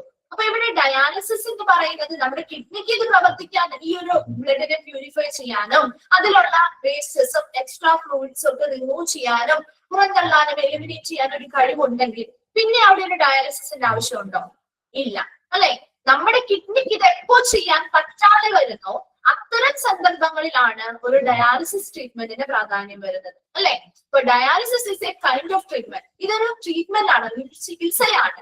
That remove extra fluid and waste products from blood. നമ്മുടെ ബ്ലഡിലെ extra ഫ്ലൂയിഡും waste, നമ്മുടെ kidney ചെയ്യുന്ന പോലെ തന്നെ നമ്മുടെ extra ഫ്ലൂയിഡും വേസ്റ്റസും ഒക്കെ remove ചെയ്യുന്ന ഒരു treatment ആണ് എന്തെന്ന് പറയുന്നത്, ഡയാലിസിസ് എന്ന് പറയുന്നത്. അത് എപ്പോഴാണ് ആവശ്യമായി വരുന്നത്?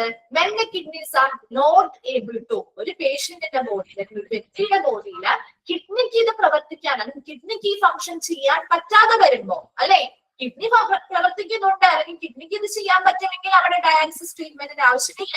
അതേസമയം ഒരു വ്യക്തിയുടെ കിഡ്നിക്ക് ഈ ഒരു പ്രവർത്തനം ചെയ്യാൻ പറ്റുന്നില്ല, ഈ ഒരു ഫംഗ്ഷൻ ചെയ്യാൻ പറ്റുന്നില്ല, ബ്ലഡിനെ പ്യൂരിഫൈ ചെയ്യാൻ പറ്റുന്നില്ല, അതിന്റെ വേസ്റ്റസോ എക്സ്ട്രാ പ്രോട്ടീൻസോ ഒന്നും അല്ലെങ്കിൽ എക്സസീവ് ആയിട്ടുള്ള ഫ്ലൂയിഡ്സോ കാര്യങ്ങളോ റിമൂവ് ചെയ്യാൻ പറ്റുന്നില്ല.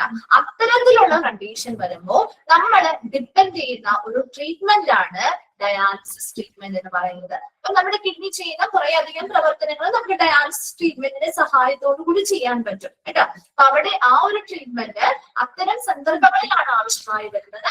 അത്തരം സന്ദർഭങ്ങളിൽ കിഡ്നിക്ക് അത് ചെയ്യാൻ പറ്റുന്നില്ല എങ്കിൽ നമ്മൾ ഡയാലിസിസ് ട്രീറ്റ്മെന്റിനെ ഡിപ്പെൻഡ് ചെയ്യുന്നു.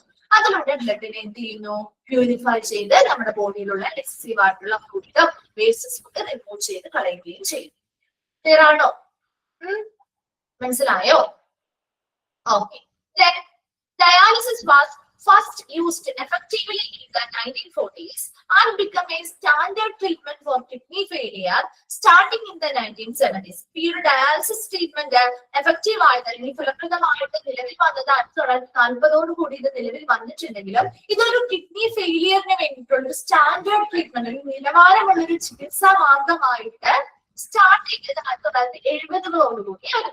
Following this, millions of patients have been benefited by this treatment. Like, ഈ ഒരു ട്രീറ്റ്മെന്റ് വഴി ഒരുപാട് പേഷ്യൻസിന് പ്രയോജനം കിട്ടുന്നില്ലേ? മില്യൻസ് ഓഫ് പേഷ്യൻസിന് എന്ത് ചെയ്യുന്നുണ്ട്, പ്രയോജനങ്ങൾ കിട്ടുകയും ഉണ്ട്. അപ്പൊ ഡയാലിസിസ് എന്ന് പറയുന്ന ഒരു ട്രീറ്റ്മെന്റ് അത് പ്രാബല്യത്തിൽ വന്നത്, അല്ലെങ്കിൽ ഫലപ്രദമായിട്ട് അത് പ്രാബല്യത്തിൽ വന്നത് 1940 കൂടിയാണെങ്കിലും അത് കിഡ്നി ഫെയിലിയറിന് വേണ്ടി ഒരു നിലവാരമുള്ള ഒരു ട്രീറ്റ്മെന്റ് ആയിട്ട് മാറിയത്, സ്റ്റാർട്ട് ചെയ്തത് 1970s കൂടിയായിരുന്നു.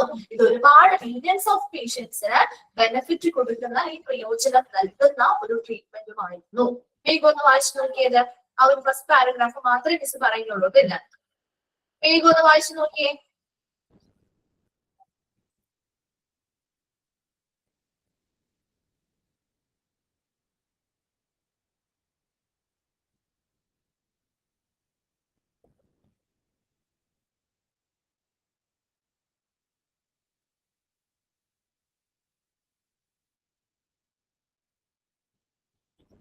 ഏതാണെന്നൂടി പറയേണ്ടത് സ്നേഹ? ഏത് പോയിന്റാണ് മനസ്സിലാവാത്തത്?